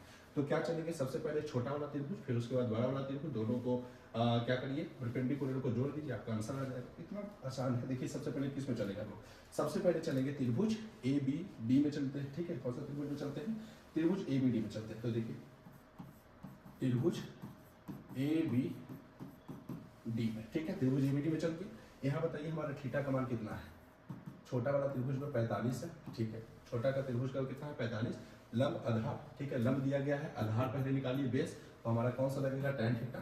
तो tan थीटा बराबर हो गया लंब, लंब कितना हो गया ए बी, आधार हमारा हो गया बी डी, ठीक है। tan थीटा का मान कितना होगा, 45 डिग्री, ठीक है। ए बी का मान हमारा 20, बी डी का मान हमको नहीं निकालना है, बी डी का मान मतलब हमको पता नहीं है, तो बी डी को बी डी ही रखेंगे, ठीक है। तो यहाँ tan 45 का मान 1 हो गया, तो 20 बटा कितना हो गया, बी डी, मतलब बी डी बराबर जो हो गया हमारा, ठीक है, जो हमारा बी डी बराबर हो गया, बी डी बराबर हो गया कितना मीटर हो गया, 20 मीटर हो गया, ठीक है। इसे गुना कर देना, बी डी बराबर कितना मीटर, 20 मीटर। हमको तो अब निकालना है क्या ना, मीनार की ऊंचाई। अब इससे चलिए, क्योंकि आधार तो दोनों के लिए सेम ही है ना, तो यहाँ से चलेंगे बड़ा वाला त्रिभुज में बी सी डी में चलिए, चाहे बी डी सी में चलिए। तो त्रिभुज चलते हैं बी डी सी में। बताइए यहाँ भी क्या लगेगा, हमारा थीटा का मान कितना होगा, 60 डिग्री। और यहाँ पर हमारा कौन सा होगा, वही tan थीटा लगेगा। tan थीटा बराबर क्या होगा, लंब बटा आधार। लंब को भी क्या बोलेंगे, पूरा का पूरा BC, और आधार क्या हो गया हमारा BD हो गया। ध्यान देना है, ठीक है। अब यहाँ बताइए tan थीटा का मान कितना हो गया, tan थीटा का मान क्या डिग्री हो गया, 60 डिग्री। यहाँ तक आपको कोई भी प्रॉब्लम नहीं होगा दोस्तों, ठीक है। अब आगे देखते हैं, tan 60 डिग्री हो गया। BC का मान बताइए, तो BC का मान हमारा कितना है बताइए। BC को हम क्या लिख सकते हैं, BC को B से लेकर C तक हम क्या लिख सकते हैं, BA प्लस AC, यानी BA जो है अब प्लस में AC, ये लिख सकते हैं ना, BA प्लस AC। और बटा में क्या है BD, तो बटा में क्या लिखती है, BD लिखती है। tan 60 का मान कितना होता है, √3 होता है। tan 60 का मान √3 बराबर BA का मान कितना दिया गया है, 20, और AC को हमें निकालना है, उसको x रख सकते हैं क्योंकि x माना गया है। अब BD हमको अभी आया था, BD भी कितना आया था, 20 आया था। तिरछा तिरछी गुना कर दीजिए, कुछ नहीं करना है। तो यहाँ पर हो गया 20 प्लस x बराबर हो गया 20√3। x बराबर करेंगे तो 20√3 प्लस 20 उधर गया, माइनस 20, तो x बराबर 20 कॉमन ले लीजिए। यहाँ हो गया √3 माइनस 1 मीटर, हमारा जो होगा राइट आंसर होगा। तो देखिए दोस्तों कितना आसानी से हाइट एंड डिस्टेंस के सवाल को बनाया जाता है, कितना आसानी से। देखिए ना, आप बस कॉन्सेप्ट को अच्छे से अगर याद रखेंगे तो जितना भी हार्ड प्रश्न रहेगा आप आराम से बना सकते हो। आप अच्छे से प्रैक्टिस करोगे तो हाइट एंड डिस्टेंस के एक भी प्रश्न आपको छूटेगा नहीं, एक भी प्रश्न नहीं छूटेगा। अगर आप त्रिकोणमिति अच्छे से आप पढ़ते हो, तो त्रिकोणमिति अगर अच्छे से पढ़ाई किए हो, देखो जितना भी यूज हुआ है यहाँ पर सब कहाँ किस फॉर्मेट में यूज हुआ, ओनली फॉर त्रिकोणमिति। त्रिकोणमिति कहाँ tan लगेगा, cos लगेगा, ये जानो, कहाँ कितना डिग्री का क्या मान होता है, ठीक है। अगर इसमें आप मास्टर बन जाओगे तो फिर उसके बाद जो है त्रिकोणमिति और हाइट एंड डिस्टेंस का क्वेश्चन एक भी छूटेगा नहीं। आप एकदम हिला करके रख दोगे पूरा का पूरा त्रिकोणमिति और हाइट एंड डिस्टेंस से जो भी प्रश्न आएंगे। तो आज के लिए बस इतना ही दोस्तों। अगर आपको वीडियो अच्छा लगा हो तो लाइक एंड सब्सक्राइब हमेशा करते रहिए, दोस्तों के साथ शेयर करिए कि वो भी लाभ ले सके इन वीडियो को, ठीक है, जो एग्जाम देने वाले हैं। तो आज के लिए बस इतना ही, धन्यवाद।